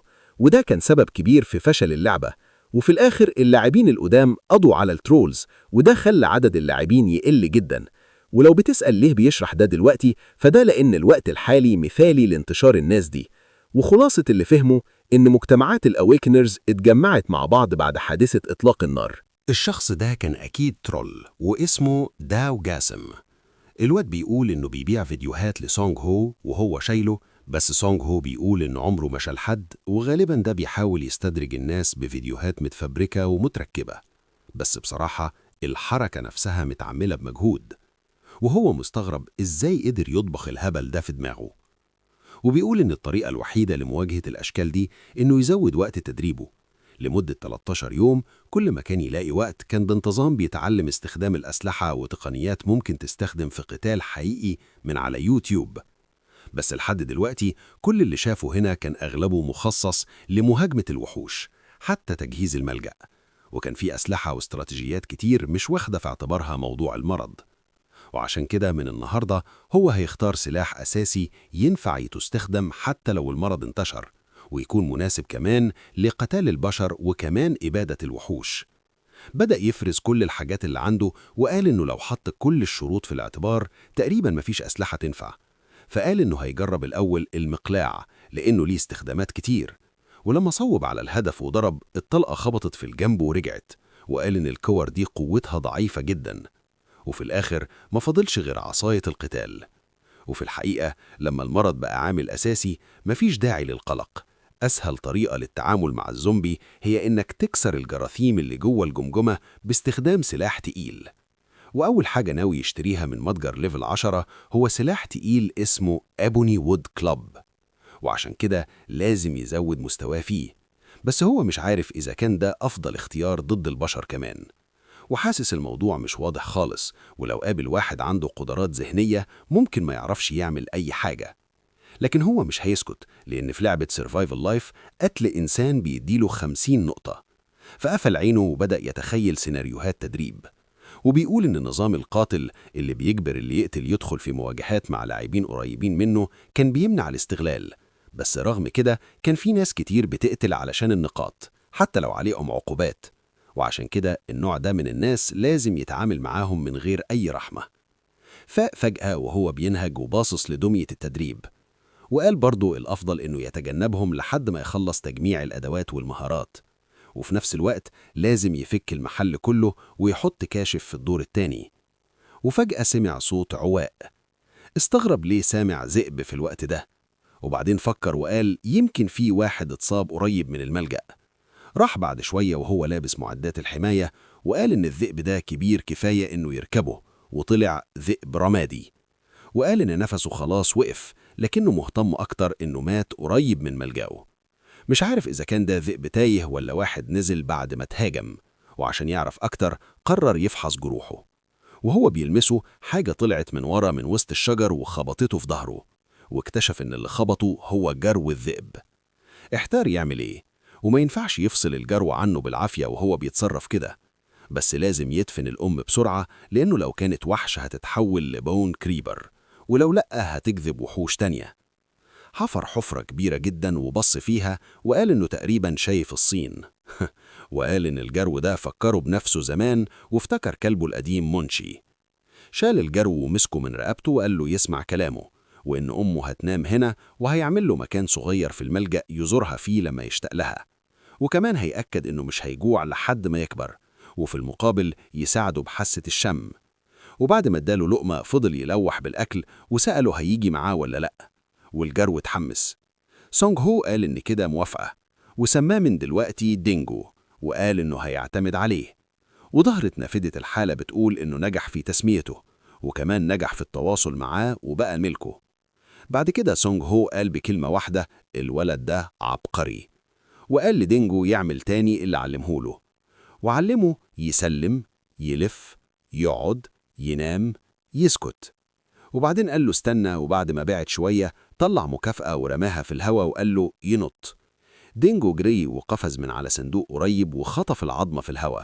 سونج هو قال إنه أكيد بسبب إنه مخلوق من عالم تاني وكمان شاطر في التتبع، وقال إن ده غالبا أحسن حظ جاله لحد دلوقتي، وشاله وقعد يبوسه وقال إنه بالشكل ده هيكبر ومش هيعرف يعمل كده بعدين. بعد كده جاله مكالمة من هيان جين، وسونج هو استغرب لأنه مش بيكلمه كتير. هيان جين قال له يدور على الطيران على النت. عمل كده وشاف الشخص اللي كان بيتكلم عنه بيعرض قدرته لايف قدام الناس، والخبر بقى رقم 1 وكل التعليقات بتسأل إذا كان حقيقي. سونج هو قال إن أغلب التعليقات من ناس عادية، بس في ناس مستيقظة بتشتمه علشان كشف قدرته، وقال إن الموضوع مضحك إنهم بيشتموا اللي مش بيشارك المعلومات، ولما حد يشاركها يشتموه برضه. وبعدين فكر الحكومة هتتعامل إزاي. واضح إن في ناس بتحاول تستغل الموضوع علشان تعمل مظاهرات، بس قال إنه مش لازم يتعمق في ده دلوقتي، لأنه لما الحدث التاني يحصل اللي هو الهوب جوبلين هيشوف رد فعل الحكومة. دلوقتي لازم يستغل وقته أحسن. وقال لدينجو إنه آسف، بس من النهاردة لازم يبدأوا الاستكشاف فوراً، لأن الاستعداد هو الحل الوحيد. وسأله جاهز ولا لأ، ودينجو هز ديله ووافق. وقال إن السبب إنه اختار الاستكشاف بين العوالم بسيط. أول حاجة لازم يجهز للحدث التاني، ولازم يخلي دينجو يحفظ ريحة الجوبلين.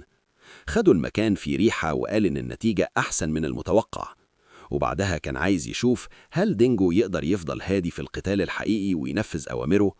بعد دينجو لقدام وهو جري على أرنب، ودينجو نجح في إنه يمسكه. سونج هو قال إنه المرة اللي فاتت الأرنب هرب فما كانش متأكد، بس من شكله ومخالبه الحيوانات هنا أقوى من اللي على الأرض. وبعدها كمل استكشاف، بس كان في سؤال في دماغه، يا ترى مستوى ذكاء دينجو عامل إزاي؟ وقال إنهم لازم يروحوا الوادي.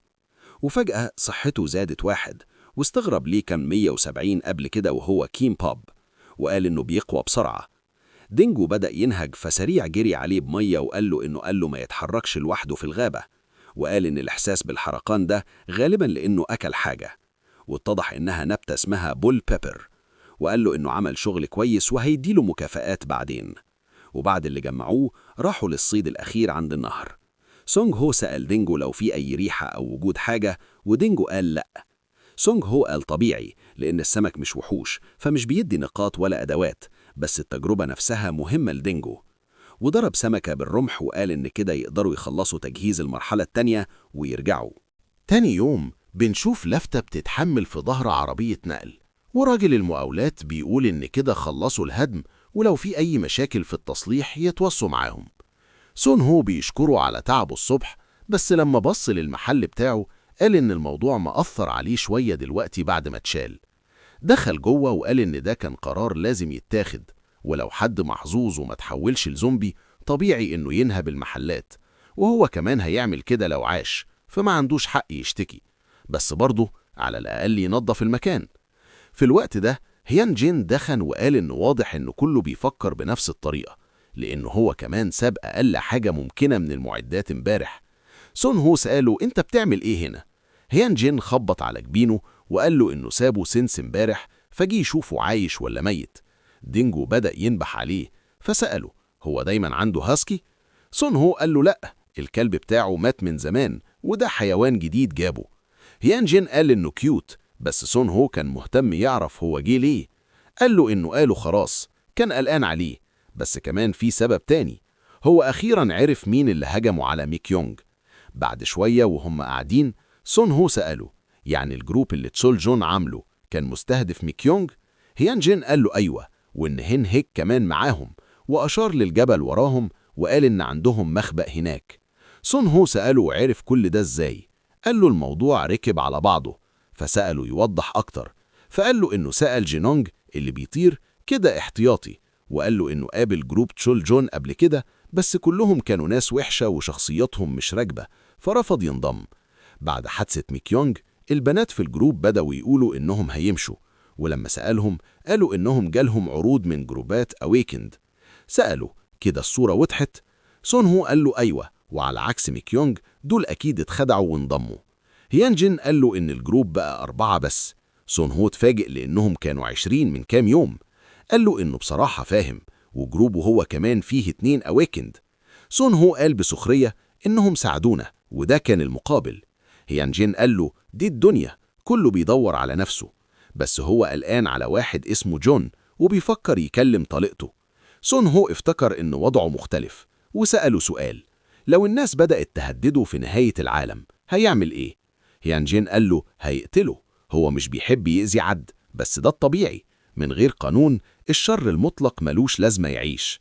سون هو قال له إنه السؤال جه كده، وفجأة موبايله رن بجنون وفيه صوت استغاثة. هيان جين اتخض وقال ده صوت طلب نجدة. سون هو بص على الموبايل وقال له يمسك دينجو شوية، وكان اللي ضغط الزر ميك يونج. بنشوف إن هيك بيطاردها وهي بتقول إنها رفضت، بس هم لسه وراها. سألته ليه بيعملوا كده، قال لها تفكر تاني.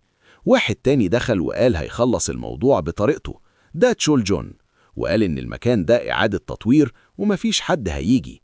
قال لها تبطل تضيع طاقة وما تنساش إنهم عندهم قدرات. سون هو كان مستخبي وبيجهز سلاحه. تشول جون بدأ يعد، وقبل ما يوصل ل3 سون هو ضربه بمقلاع في كتفه فوقع العصاية. هيك والتاني لفوا، وسون هو دخل عليهم وقال هو ليه يرد عليهم أصلا، وضرب هيك في دقنه فطيره. لف على التاني اللي إيده فيها هالة بنفسجي وقال ده أكيد قدرته، وضربه على دماغه بعصاية فرماه في الحيطة. راح لميك يونج وقال لها كويسة، بس صرخت وقالت له ياخد باله. تشول جون هجم عليه من ورا وهو بصعوبة تفادى الضربة، بس الخوذة اتكسرت. اتفاجئ من قوة الضربة. تشول جون عرفه وقال له هيخليه يندم. سون هو اتصدم إن قدراتهم قوية بدري كده. تشول جون قال لأصحابه يستعدوا، هيك بدأ يطلع كهرباء. سون هو احتاق يعمل إيه وفكر يستخدم البوابة. هيك جري عليه، بس فجأة دينجو ظهر وعض دراعه. هيان جين دخل وقال لهم المنظر ده مش مناسب في عز النهار، ولو مش عايزين فضيحة يمشوا حالا، وهو بيكلم البوليس. تشول جون قال هينسحبوا النهاردة. هيان جين استغرب من بجحتهم رغم إنهم ضعفاء، وسأله سون هو كويس؟ ميك يونج نقلت نفسها وسألته لو اتصاب، قال إنه تمام ومفيش وقت يرتاح. وسأل هيان جين لو ممكن ياخد ميك يونج في الجروب، قال له لو هي موافقة هو مبسوط، وهي قالت إنها مبسوطة جدا. سون هو قال عنده حاجة يعملها ومشي. الاتنين استغربوا هو ماله. لما رجع البيت قعد ينظم أفكاره وقدم خطة المرحلة التانية. خروجه بسرعة كان غصب عنه، حس إنه يقدر يثق فيهم ويقول لهم على قدرته، بس ما قدرش. علشان يستغل البوابة لازم يطور نفسه ويجمع موارد. ولما قاتل الجروب فهم حاجة مهمة، لو مشي على خطته الفرق في المستوى هيبقى 3 أو أكتر، وده هيصعب إنه يشتغل معاهم. كمل شغله وركب دفاية خشب، وقال كده يقدر ينام حتى في البرد. ودينجو نام جنب النار. قال فاضل أركب الحاجات اللي جاية وكده المخبأ هيبقى شبه جاهز، وقرر يسهر يكمل. بعد شوية في الأخبار قالوا إن في تحديث عن الكويكب. ناسا أعلنت إن يونج جانج باي وصل لنص النظام الشمسي ولسه بيراقبوا مساره، وقالوا إن الجاذبية بتاعت جوبيتر قسمته جزئين. توماس تشاندلر قال إنهم بقوا ألفا وبيتا ومفيش خطر على الأرض. سون هو فهم اللي حصل. قبل النهاية ب5 أيام بيتا وقع الأول جنب سفينة روسي وسبب تسونامي، والسفينة اتحدفت على كوريا، ومن هنا بدأ الزومبي. وفي خبر تاني قالوا إن واحد اسمه وان تيك مختفي من أسبوع، والمعارضة طالبت بجلسة تحقيق. وفي ناس بتقول إن ده ليه علاقة بالإشاعات اللي عن الأويكنرز والكارثة. سون هو بيقول إن فعلا دي نهاية العالم، والحاجة الوحيدة الكويسة إن الإعلام بدأ يهتم، فبقى الموضوع أصعب على الأويكنرز إنهم يرتكبوا جرائم، وابتدى يتساءل رد فعل الكوميونتي عامل إزاي. بنلاقي ناس بتتكلم إنهم كانوا ناويين يسرقوا بنك بكرة وحاجات مجنونة تانية. سون هو قال إن في آراء مجنونة بس مش أكتر من كده. بس حاجة شدت انتباهه، شاف اسم يعرفه، ماي دريم، وده كان لاعب معروف إنه طيب مع المبتدئين، وكان لاعب معاه كذا مرة. طلع إنه بنى بنكر. سون هو قال إنه لو ما كانش عنده البوابة كان ممكن يتغر، بس مفيش خبر إن أصحابه القدامى انضموا له، فمش هو اللي هيبدأ يتواصل، بس هيحفظه عنده. وقال إن الوقت جه يخلص بناء الملجأ التاني. تاني يوم وهو بره، سون هو بيتساءل هو ممكن يسهر يومين ورا بعض كده، حاسس إنه هيغمى عليه أول ما يقفل عينه. بس شكل المكان من بره لما خلص اداله طاقة كبيرة. ودلوقتي جه وقت الجد. استخدام الكهرباء من الألواح الشمسية أصعب مما تتخيل. من أول تحويل DC ل AC مر بكذا مرحلة توصيل عشان تبقى مناسبة للأجهزة. بنلاقيه بيشحن موبايله وبيقول يا رب تشتغل من أول مرة، وفعلا اشتغلت. قال عظيم وبدأ يترعش. وأخيرا أساس النجاة في العالم التاني بقى جاهز صح، وعمل أوضة كويسة وحس بدوبامين لأول مرة من فترة. والسبب مهم، المكان اللي كان بيطلع منه الحجارة لما حفر أكتر لقى معدن أقوى وأحد من الأوبسيديان، واكتشف حاجة اسمها إيموريس، بس حاليا ملهاش استخدام، بس أحسن من مفيش. قال إنه هيركب إضاءة LED بالليل، وقبل ما ينام لازم ينظم الأكل. وفجأة دينجو بدأ ينبح، فسألوا فيه إيه، وطلع بره بالسلاح. شاف حاجة صدمته، ذئب أحمر ومعاه قطيع. سون هو قال إنه مش فاهم ليه مخلوقات الجبال العالية هنا، بس من عصبية دينجو واضح إن دول اللي قتلوا أمه. قال لدينجو يسكت، بس طبعا دينجو مش شايف غير الدم. سون هو قال إنه في ورطة ومفيش طريقة يهزمهم دلوقتي، ولو اتحرك يجيب سلاح هيكشف ظهره وهيتقطع. يبقى حل واحد، يخلي القائد يمشي والباقي هيمشي وراه. والسبب إنه واثق إنهم حذرين جدا ومش بيتحركوا إلا لما القائد يبدأ، وكمان عندهم هجوم جماعي، وزي أي ذئاب بيتأثروا بالروائح القوية. والحسن الحظ معاه سبراي فلفل، فممكن يرشوا على القائد ومش هيقتله بس هيبعده. بس لو هجم عليه هو أول واحد هيموت. وفجأة جات له فكرة، مش متأكد تنفع بس لازم يجرب، لأنه لو فشل الملجأ هيتدمر. صرح في القائد ورمى سكين. القائد تفاداها وهجم عليه. في اللحظة دي سون هو فتح البوابة وقفلها بسرعة، فخبط دماغه فيها. طلع السبراي ورشه عليه والذئب بدأ يرجع. سون هو جري عليه وقال لسه. مسكه من رقبته وغرز السكين في عينه. الذئب هرب والقطيع جري وراه. سون هو قعد وقال إنه كان هيموت من الرعب. دينجو جري عليه فقال إنه يبطل دلع وهيجيب حق أمه. رجع وكمل ترتيب القبو، وبعدها راح محل أدوات وصيدلية لأنه عايز يخلص الدفاعات الأساسية قبل ما ينام. بقاله 68 ساعة من غير نوم. قال إنه كده يعتبر نجا، ولو كانوا مستذئبين ما كانش هيبقى فيه حل. وبعد ما فكر عرف إنه كان مهمل، كان مركز بس على المحوش اللي شافها وساب باقي الاحتمالات. وقرر إنه يوسع الأرض ويبني ملجأ أكبر علشان الزراعة والتخزين. هون جون شافه من بعيد ونده عليه، بس سون هو كان سرحان بيفكر يعمل خندق ويزود أجهزة الاستشعار. هون جون نده تاني فسأله سون هو بتعمل ايه هنا؟ قال له كنت هسألك نفس السؤال. سون هو قال له جاي يشتري حاجة. هون جون سأله أسلحة؟ سون هو قال له هو محل أدوات مش أسلحة. هون جون قال له مش هو، بس واحدة من الجروب عايزة تشتري. طلع إنه شافها هناك وبيمنعها، وقال إنها مش مصدقه. سون هو سأله ما ورتهاش الملخص؟ قال له وراه بس مش مقتنعة بالمرض. سون هو ساب الموضوع والبنت كانت بصاله طول الوقت، وفجأة قالت إنها عارفاه صاحب المطعم. قال لها صح. سألته إيه اللي حصل له لأنه اتغير. اعتذرت وقالت ممكن تكون وحشة، وطلعت كارتها اسمها جو سو يان. سون هو عرف نفسه، ولما شاف الكارت اتفاجئ إنها دكتورة. بعد ما عرف زي ما عمل مع هون جون وميج يونج شرح لها أساسيات اللعبة. قالت إنها مش فاهمة لأنه لو تفكر علميا مفيش تفسير. قال لها ده في الآخر لعبة. قالت له إنها فاهمة ده بس في حاجات تانية محتاجة تعرفها. سألها زي إيه؟ قالت إنها عارفة إنه أويكنر. استغرب وسألها ليه؟ قالت لأن كلامه فيه ثقة، ومن وقت ما سمعته حست بده. سون هو ضحك وقال مفيش الكلام ده، وقرر إن حدس الستات مرعب. سويان شكرته وقالت إنه ساعدها جدا وإنه شخص موثوق. هون جون استغرب وسأل إيه الفرق بينهم؟ قالت له أنت مش واخد بالك، وقالت له إن مستوى العمق بينهم مختلف. إيسي بعد كده قالت لسون هو إنها عايزة تكون صاحبته. تاني يوم بنشوف سون هو متحمس في البنكر بتاعه، بيقول إنه ركب شفرة رمح على العمود وطلع شكله جامد جدا، وبكده الإعداد الأساسي لأدواته اكتمل. قال لدينجو إن النهاردة يومهم هيردوا حق أمه، ولو مش هيرجعوا حقه فعليا على الأقل أي حد يكتشف الملجأ لازم يلاقوه ويقتلوه على طول، وقال له أكيد فاهم إنه هيتحرك النهاردة. وكمان جاب لدينجو كمامة صغيرة للغاز، وطلعوا للملجأ. بس سون هو اتلخبط، شاف 4 ذئاب بس ومش شايف القائد، وقال دلوقتي فهم، وهو بيبص بالمونوكيولر شاف الأول بار بيقطع القائد. قال طالما ما قربش قوي الجار بتاعه يعتمد عليه، وقطيع ذئاب من غير قائد سهل جدا التعامل معاه، كأن دماغهم اتشالت، التنسيق بينهم وحش جدا، وده خلاه يقدر يهزمهم 1-1.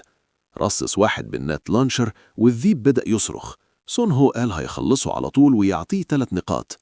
الذئاب التانية شافته بيهرب وابتدوا يجروا وراه، واحدة منهم خدت المبادرة وقفزت عليه، رشها بالسبراي والتنينين التانيين جريوا على الجانبين. سون هو شد رمحه وغرز واحد في صدره، والتاني هجمه من وراه، وعرف الوضع بس قرر يثق في دينجو، ودينجو جه براسه وهدده. سون هو قال له شغل كويس، ومن دلوقتي هو هينهي الباقي، بس يتأكد إنهم ماتوا. كسب نقاط أكتر وطلع مستوى 5، ودلوقتي إضافات جديدة اتضافت للتريت بتاعه. استغرب وقال ده إيه دلوقتي؟ شفنا إنه اكتسب قدرات الشفافية، يعني الباب يقدر يبقى غير مرئي للآخرين، وكمان البروجيكشن اللي بيوري المشهد اللي وراه، وكمان يسمع الأصوات من المكان اللي اتعرض. سون هو قال جامد وفتحها فورا، وتفاجئ أكتر إنه يقدر يشوف جوه بيته، وقال يمكن الشفافية شغالة تلقائي، وقال ده مجنون. كان قلقان لو ظهرت بوابة دانجن تشبه دايمنشنال دور بعدين، بس ده بيحل المشاكل وبيعوض كتير من العيوب.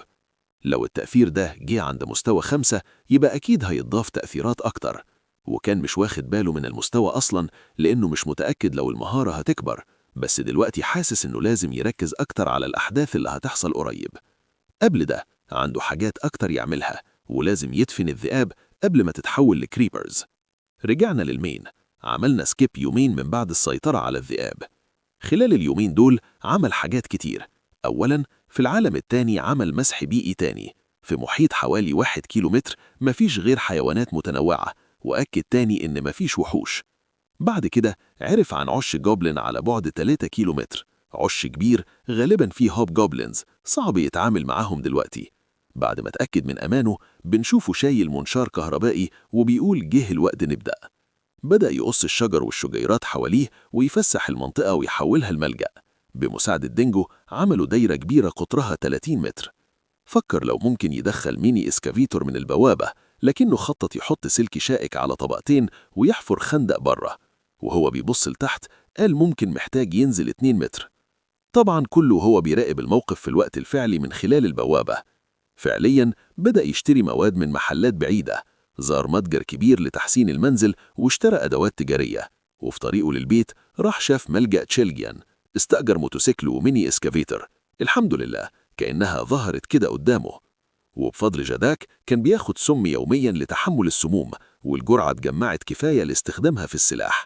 بس دلوقتي مضطرب جدا. قرأ بوست بيقول إن دريم واحد انضم لجروب. سون هو استغرب، هل يعني إن الشوشرة وسيطرة الإعلام وسلوك الرئيس إنه ما يطلعش كل ده صدفة؟ مش منطقي حتى لو فكر فيه كتير. واحد جنب الرئيس مش بس حدسه، ده اتم كولكتر، وده أكيد كان هيطلب ملجأ كبير عشان معلومات. ومن بين المرشحين للتعاون افترض إنه هيختار الرئيس الأعلى سلطة. احتمال بلف قليل، بس ليه دريم يعمل كده؟ محير. بس التأجيل مش هيحل المشكلة. لو واحد فعلا انضم لدريم سون هو هيغير خططه. سون هو راح بي سي كافيه، عمل اي دي وهمي للعبة وفي ار اي دي، وبعت رسالة لدريم ممكن ندخل تشات. قال لو ما ردش بسرعة هيأجل. دريم رد وقال مش كتير ناس يعرفوا اي دي بتاعه، وسأل يروحوا فين. سون هو اقترح وايت روم. دخلوا المحادثة. سون هو قال وقت نعرف إذا هو أصلي ولا فيك. دريم دخل وايت روم، شكروا على الدعوة وقال مش ممتع قوي. سون هو سأله ليه. دريم قال إنه حتى دخل في ار تشات بطلبه ولسه مجهول الهوية وبماسك غريب. سون هو اعتذر وقال مفيش فايدة إنه يكون ودود معاهم. دريم سأله يبقى أنت فيترن؟ سون هو قال ممكن يكون وممكن لأ. دريم قال كويس، هسألك 3 أسئلة، لو جاوبت صح هعترف بيك. سون هو قال تمام. الأسئلة: أعلى ارتفاع للقفز العودي للوير وولف كام؟ سون هو قال 3 متر. ضعف الأول بار كام؟ سون هو أكيد ضوء. مراحل تطور الزومبيز كام؟ سون هو قال الزومبيز مش عندهم عدوى، بياخدوا مغذيات، لما تتجمع يتحولوا لجولز، قبلها بعضهم يبقى انهانسد زومبيز. دريم قال تمام.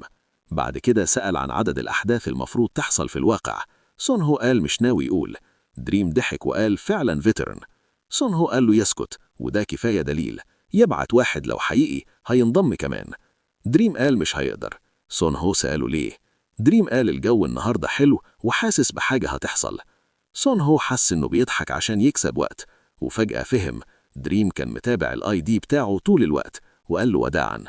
رجال لابسين بدل دخلوا البي سي كافيه، واحد قال للتاني يقفلوا الباب.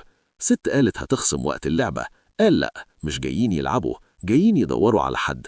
بص في عينيها وقالت عوني. تم السيطرة على دماغها، قالت طبعا. قال من الموقف ده ميتال تايب، لازم يتحرك بسرعة، لو اتقبض عليه هيبقى بابت.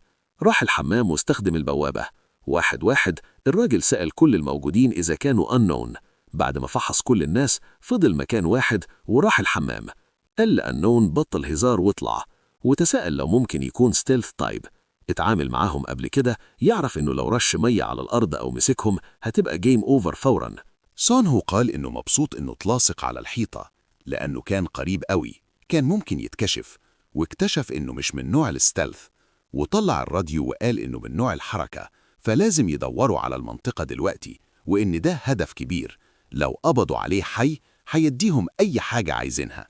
سون هو قال ده مر فعلا، حتى لو دريم غني في الحقيقة وكان جنتلمان في اللعبة، يشوف نفسه بيحاول يعمل عبيد ده منظر محزن. بعد كده شكر دريم وهو بيغطي رمحه بالسم، اعترف إنه بصراحة معرفش إنه دريم غلطته، بس سون هو قال إنه كرس نفسه كذا مرة ولسه متردد، لكن دلوقتي بفضل دريم أفكاره واضحة، معاييره هيرد نار على نار. دريم استغرب وقال مين الفيتران ده؟ حتى لو مهارته من نوع الحركة زي ما خمن، الفيتران اللي عنده وقت لعب كبير أكيد عنده حيل أكتر. بس وهو بيقول كده سون هو ظهر وراه واندفع لقدام. دريم لاحظ بس الفات الوقت واتقطع في رجله واتصاب بالسم على طول. دريم حاول يقول حاجة وسون هو قال له يبطل كلام، لأن نهاية العالم لسه ما بدأتش، والتوتوريال لسه مقفول، ونظام القتل كمان مش متفعل. سون هو قطع مسدس من جنبه وقال حتى لو قتلته مش هياخد أي عقوبة. دريم سكت، وسون هو قال له إنه سامي فيتران، يبقى لازم يفهم قصده. دلوقتي وهو واعي جسمه مش هيتحرك. سون هو سأله ليه بتبيع سيرفايفر 1 وبتستهدف ناس أبرياء؟ وقال له شكلك دلوقتي أقل شبه إنسان وأكتر شبه وحش يستاهل يتزرع. دريم شتمه، وسون هو بدأ يسرق حاجاته وقال له فكر فيها كقيمة محاولتك تخدعني وتحولك لعبد. المرة الجاية مش تحذير، هقتلك بجد. وبعدين ضربوا على راسه بالسكين. قبل ما المجموعة توصل هرب من الكافيه ورجع البيت، وراح على طول للعالم الثاني، وطلع المحفظة والمسدس اللي خدهم منه. قال أول حاجة هرجعها هي الاي دي. اسمه كوان كونغ جين، عنده 38 سنة وبيملك نادي جولف، ومن هناك بيسيطر على 3 بانكرز، وكمان وومنايزر كبير، ويبان إنه مهارته كويسة على حسب إجمالي وقت اللعب. كان بيعمل تجارب باستخدام مهارة مايند كنترول. سون هو قال ده كل المعلومات المفيدة اللي عندي، بس المهارات مش بالضرورة تتحسن بس عشان وقت لعب طويل، لأنه لو كده وأنا. وبعدين فكر وقال بما إن هدف اللعبة دايما البقاء، مهارته تقريبا تشيت تير بس للفيتران. قرر يحتفظ بالفرضية دي على إنها محتملة لحد ما يقدر يراجع سكيل فيتران تاني. دلوقتي مع اقتراب نهاية العالم حاجة واحدة يقدر يتأكد منها، بس كونه أويكنر قدراته الجسدية اتحسنت فوق الطبيعي، وطبعا التدريب الأخير ساعده. وقال المرة الجاية هيتدرب على الرماية من غير مخزن كامل. سمع الإشعارات بتاعته بتروح جاية وبص اتفاجئ. ثاني حدث حصل دلوقتي. سون هو قال تمام، ركب العربية وابتدى يسوق، مستغرب ليه بعيد كده، وبعدين شاف تحديث عن حد شاف جوبلين جنب السد. وقف على جنب الطريق وطلع وقال لدينجو دلوقتي هنروح نصطاد جوبلينز.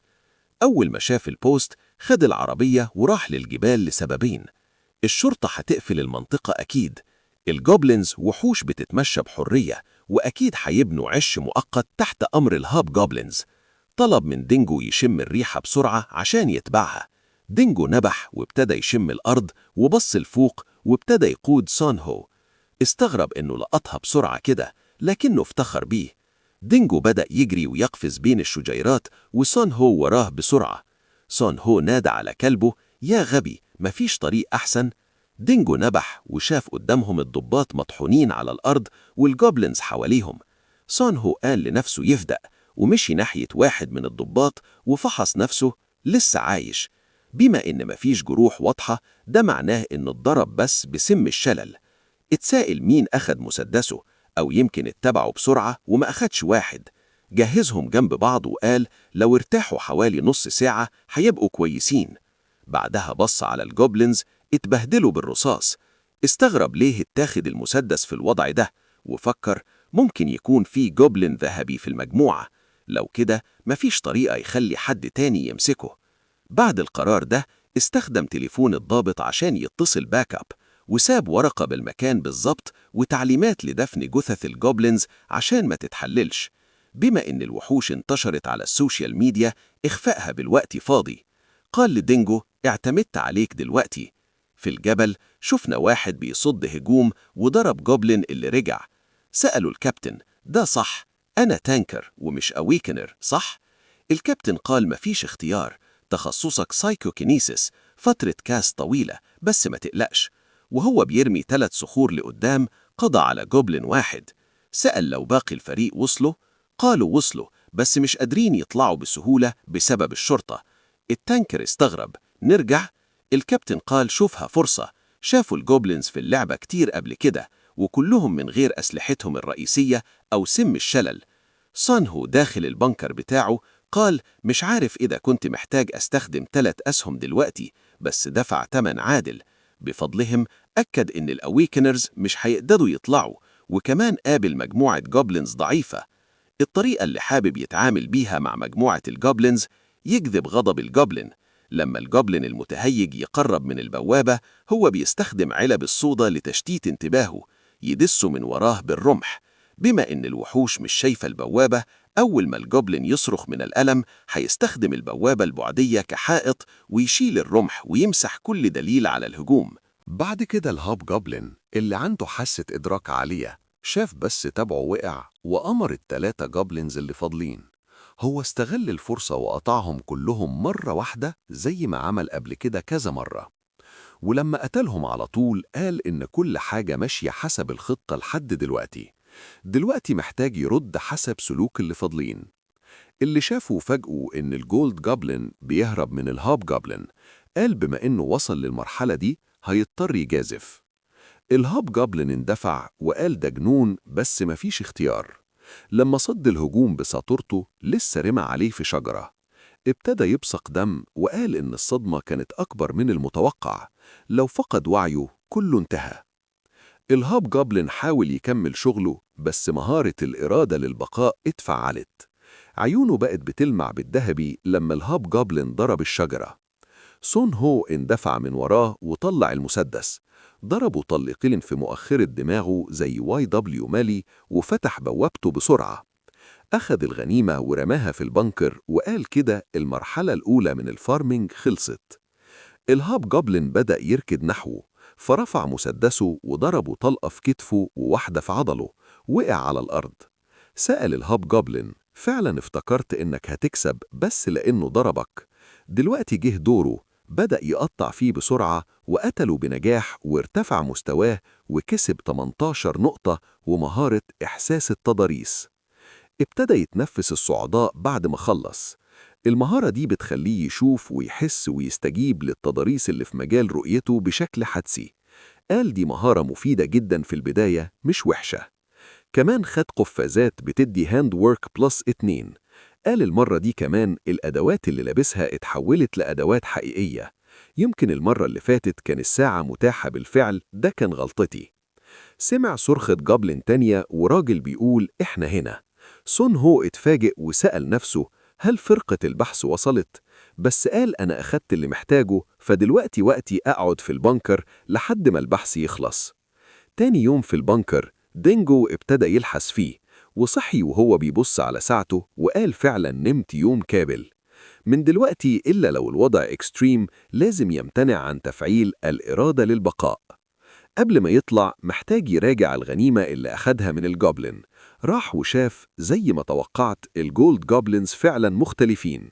أخد ريفولفر وقال رائع، بس ما كانش متوقع يشوف سكين ببيرمننت انفاريانس.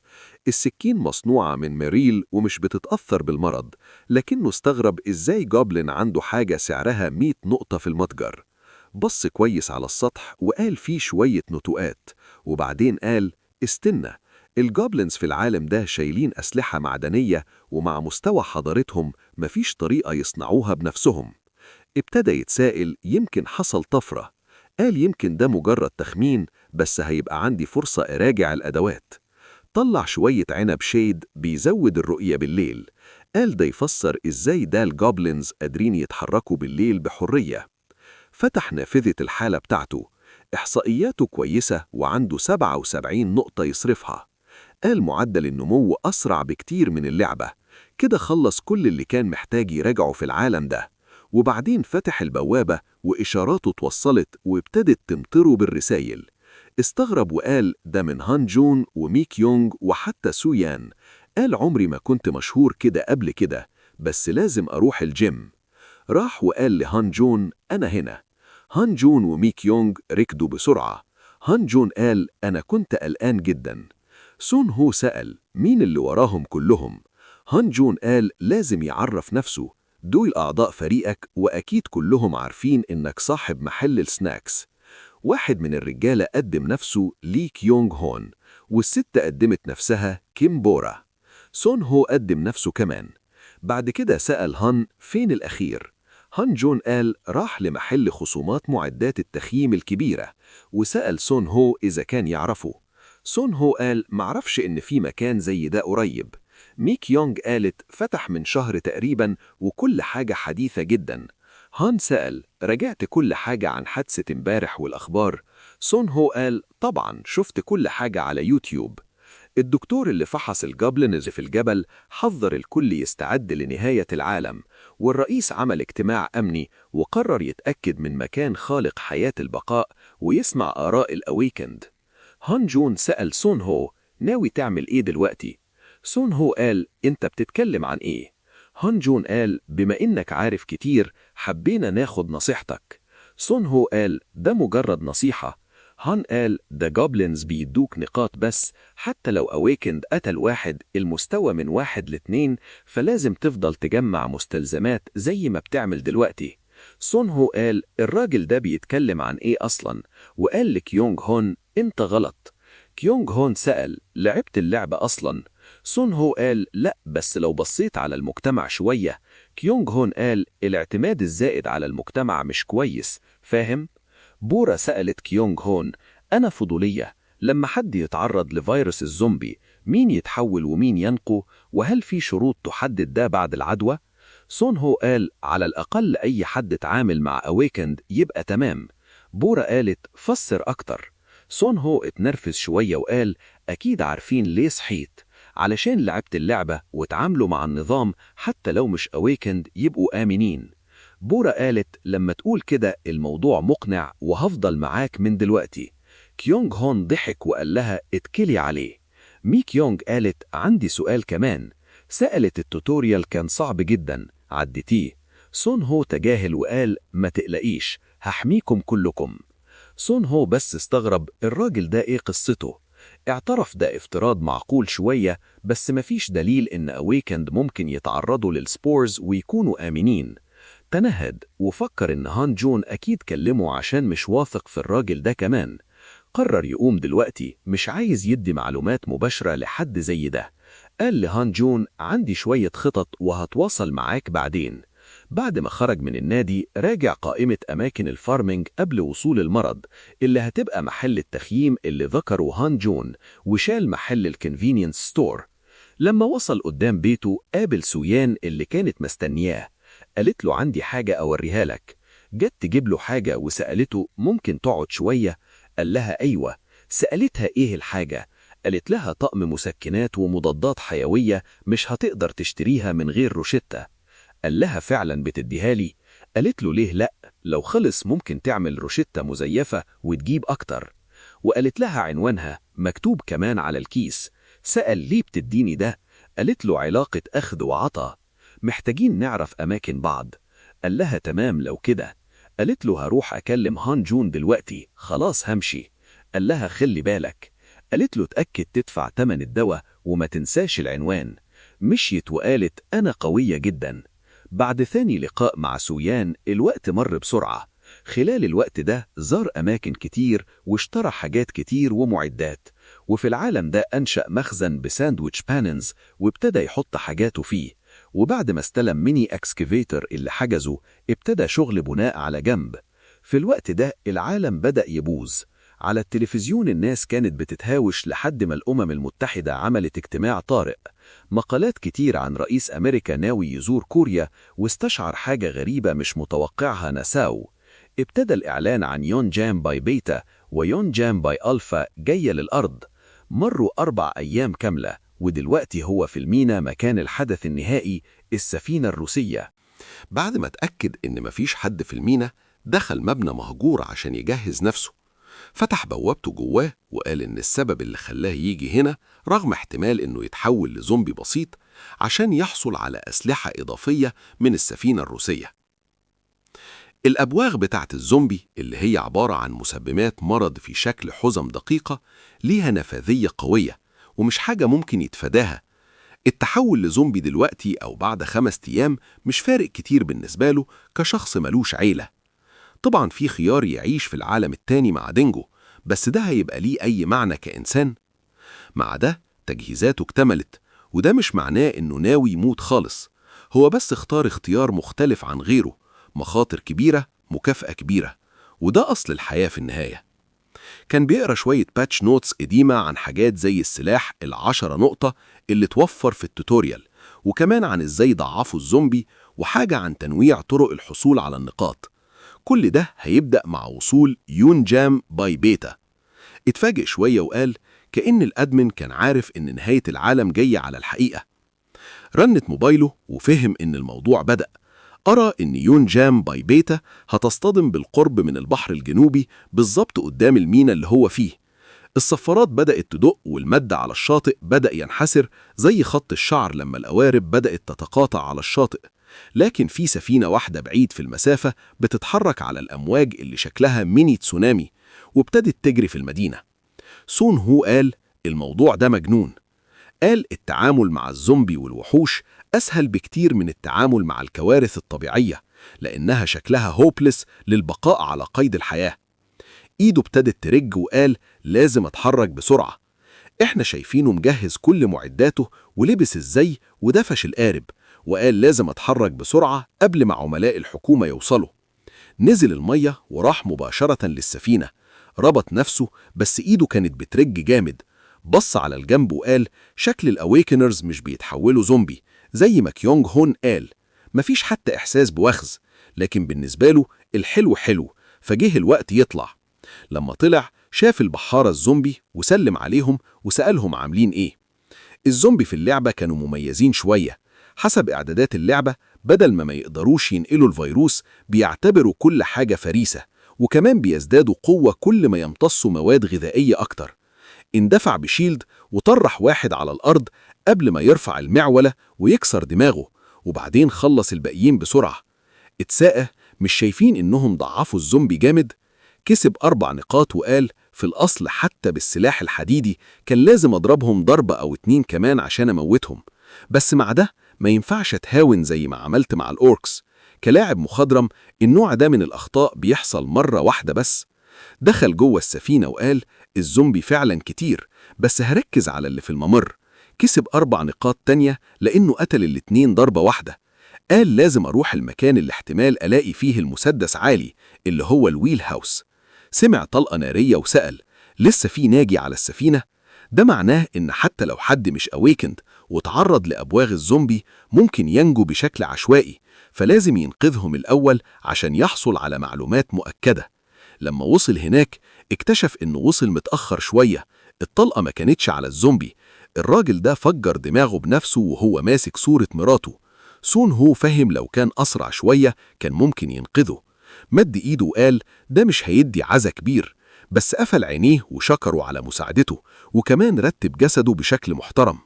بعد كده خرج من القارب وقال الحاجات دي هتحصل كتير بعد نهاية العالم، وطبعا هيكون في أوقات يضطر فيها يقتل ناس عشان يعيش.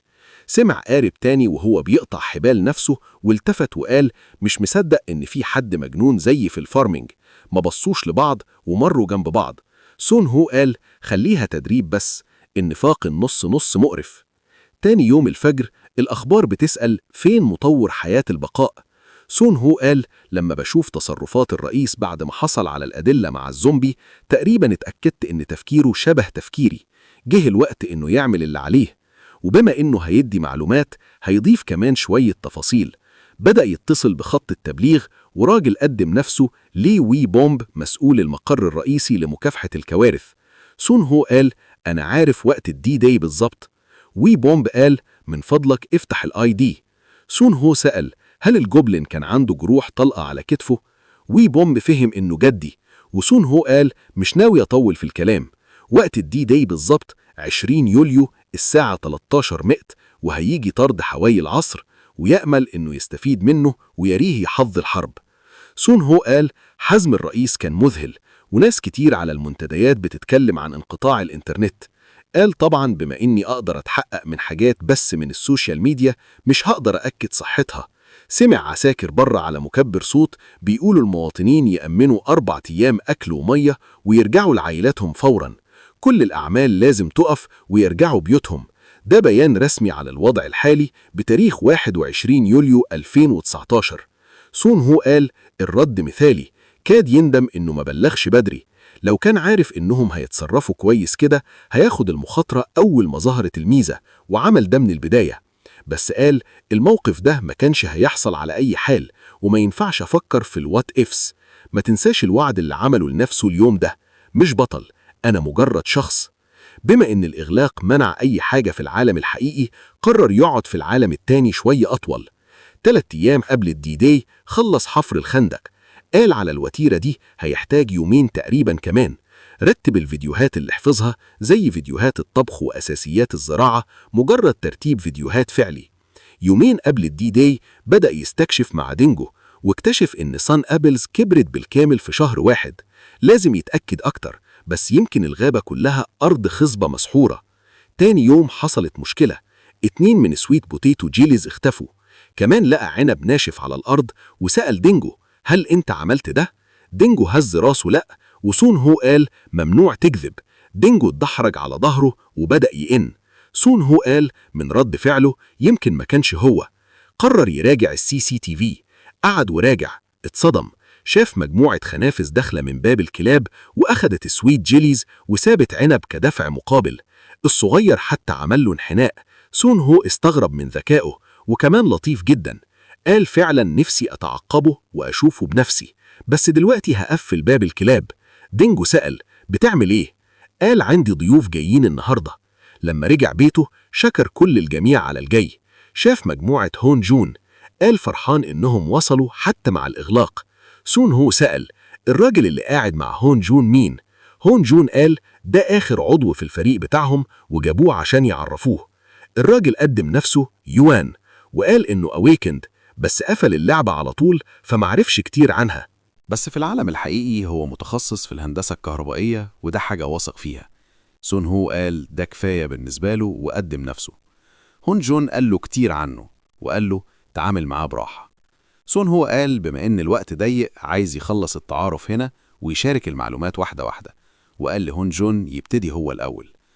هون جون اتلخبط شوية لأنه بطيء، بس قال إنه كان على التليفون مع مراته السابقة وفجأة الخط انقطع. قلق على بناته فساق على طول عشان يطمن عليهم، بس في الطريق رجع شاف حاجة. كانوا بيحطوا حواجز على الطريق السريع، ومن اللي سمعوا كانوا بيخلوا المواطنين اللي عايشين جنب أحد المصانع الكيميائية يإيفاكيويت.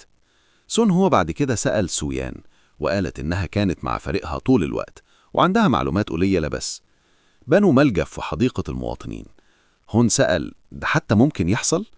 هي قالت صعب تصدقه بس شافته بعينيها ولسه مش واثقة منه. سون هو بعد كده سأل ميك يونغ، وقالت إنها كانت في المارت مع يوهيان وسمعوا حاجة. قالوا إن المسؤولين الكبار اللي ضد قرار الرئيس تم اعتقالهم. سون هو قال ده أحسن مما كنت متوقع، دلوقتي عرف نية الرئيس ويقدر يتأكد إن النهاية جاية. لو بتسأل ليه بيسألهم واحدة واحدة، ده بسيط، عشان أي حد يفهم محتاج السبب والمعلومة مع بعض. لو كشف إنه فيتران في اللعبة هيبقى إقناعهم أسهل، بس في مخاطر وهو عنده ترتيب محدد في دماغه.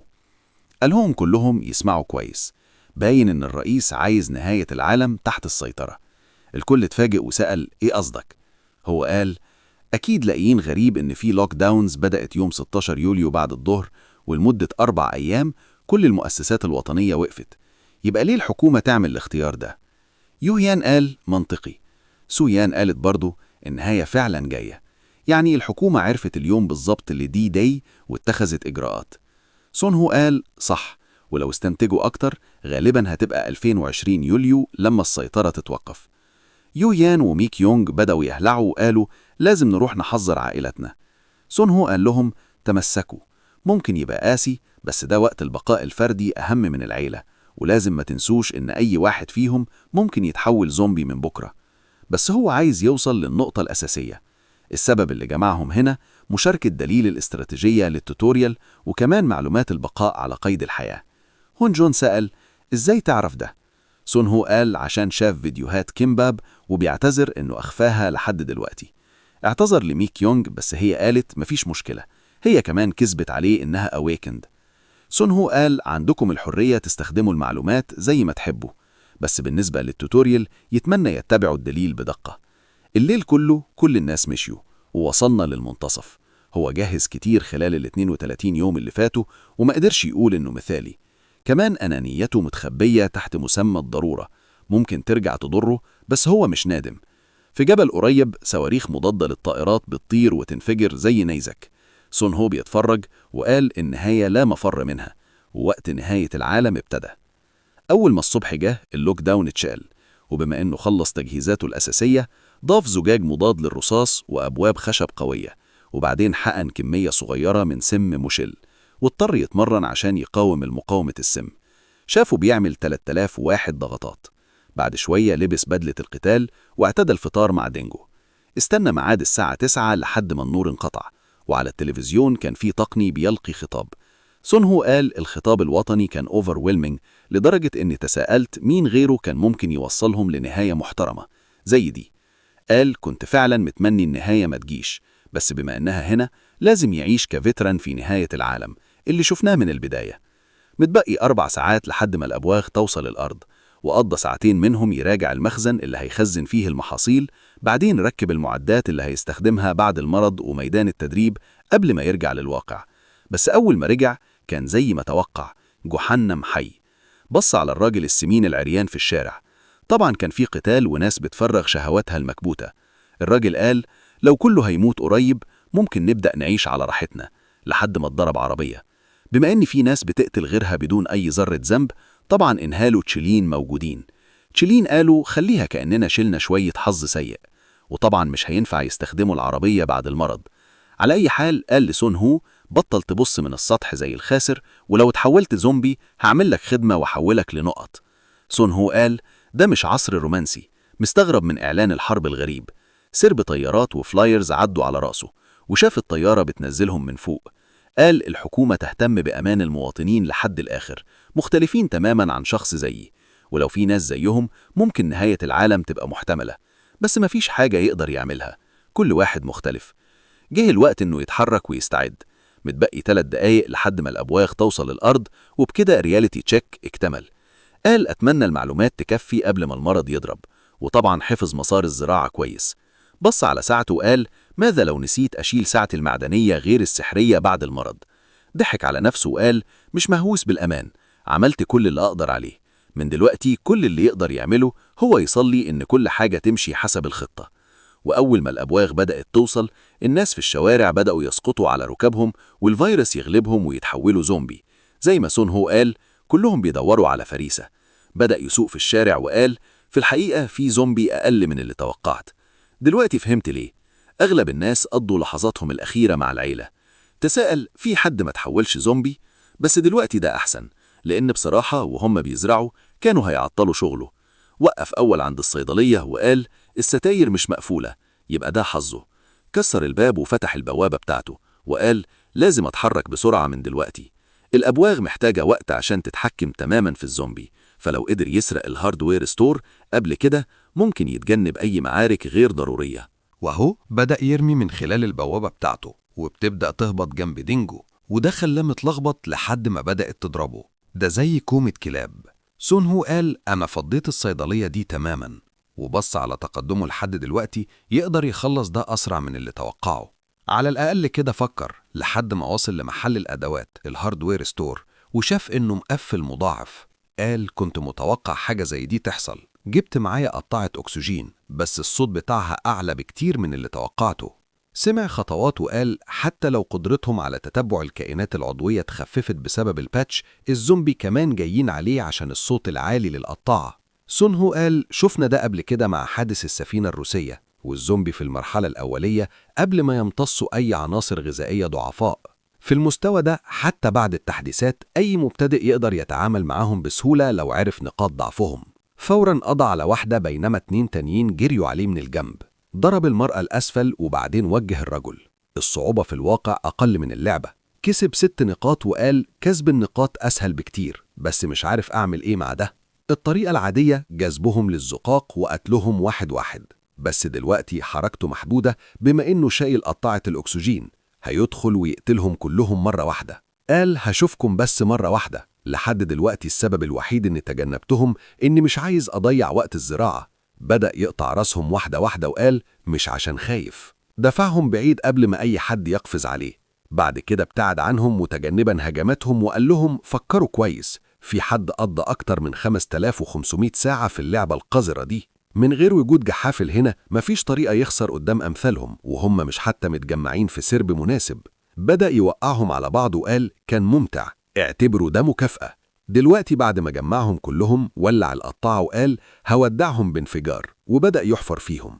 بعد المعركة الكبيرة مع الزومبي خلص زرع المخزن بتاع الأدوات وراح ناحية مركز الشرطة المحلي. للأسف المخزن اتسرق قبل كده. قبل ما يزعل بين الجثث المبعثرة في الباركينج لقى واحدة فيها شنطة ظهر وطلع بالظبط اللي عايزه. في الوقت اللي كان رايح فيه للمكان الرابع الأمور كانت تحت السيطرة بفضل مهارة كشف التضاريس اللي خدها من الهوب جوبلين وزيادة الإحصائيات في الإدراك والشغل اليدوي من الأدوات. قدر يتجنب الزومبي اللي كانوا بيبتدوا يتجمعوا ويمشوا وراه. لما وصل لمحل موتوسيكلات توقع إنه اتسرق لأن كل الناس بتفكر زي بعض.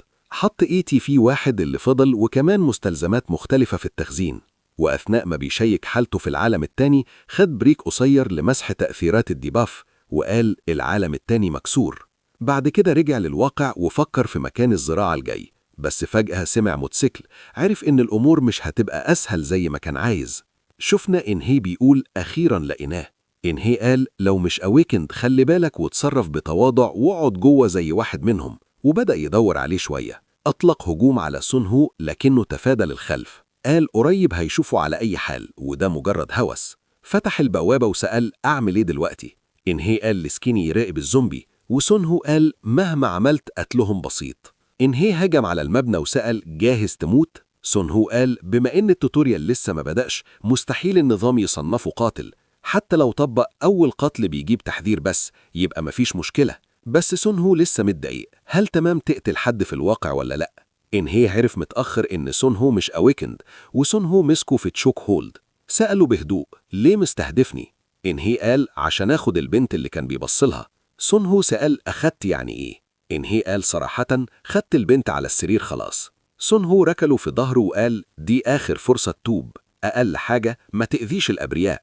إنهي ضحك وقال جامد، جايلك من شخص جه يسرق، إحنا نفس القذر الأناني اللي مهتم بنفس بس.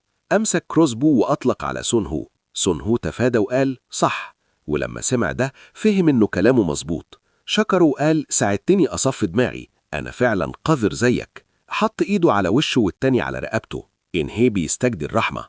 سون هو قال مش عايز أعترف، وبعدها كسر رقبته. قال حارب أكتر من 100 ديث ماتش في اللعبة وكسب 50 نقطة. قال قتل حد في الواقع أصعب من اللي كنت متخيله. إحنا شايفين إيده مرتعشة وسمعنا سكيني بيصرخ وهو شايف جثة إنهي. سون هو ناداه كراي بيبي وقال خليك واخد بالك. قال حتى لو هو قذر زيهم، دول بلطجية بيسرقوا من غير رحمة وعايزين يشبعوا رغباتهم بس. سكيني بدأ يتعذب وبيستجدي المساعدة وبكى وهو مادد إيده لسون هو. سون هو بس اتفرج وقال دول ناس يستحقوا الموت في نهاية العالم.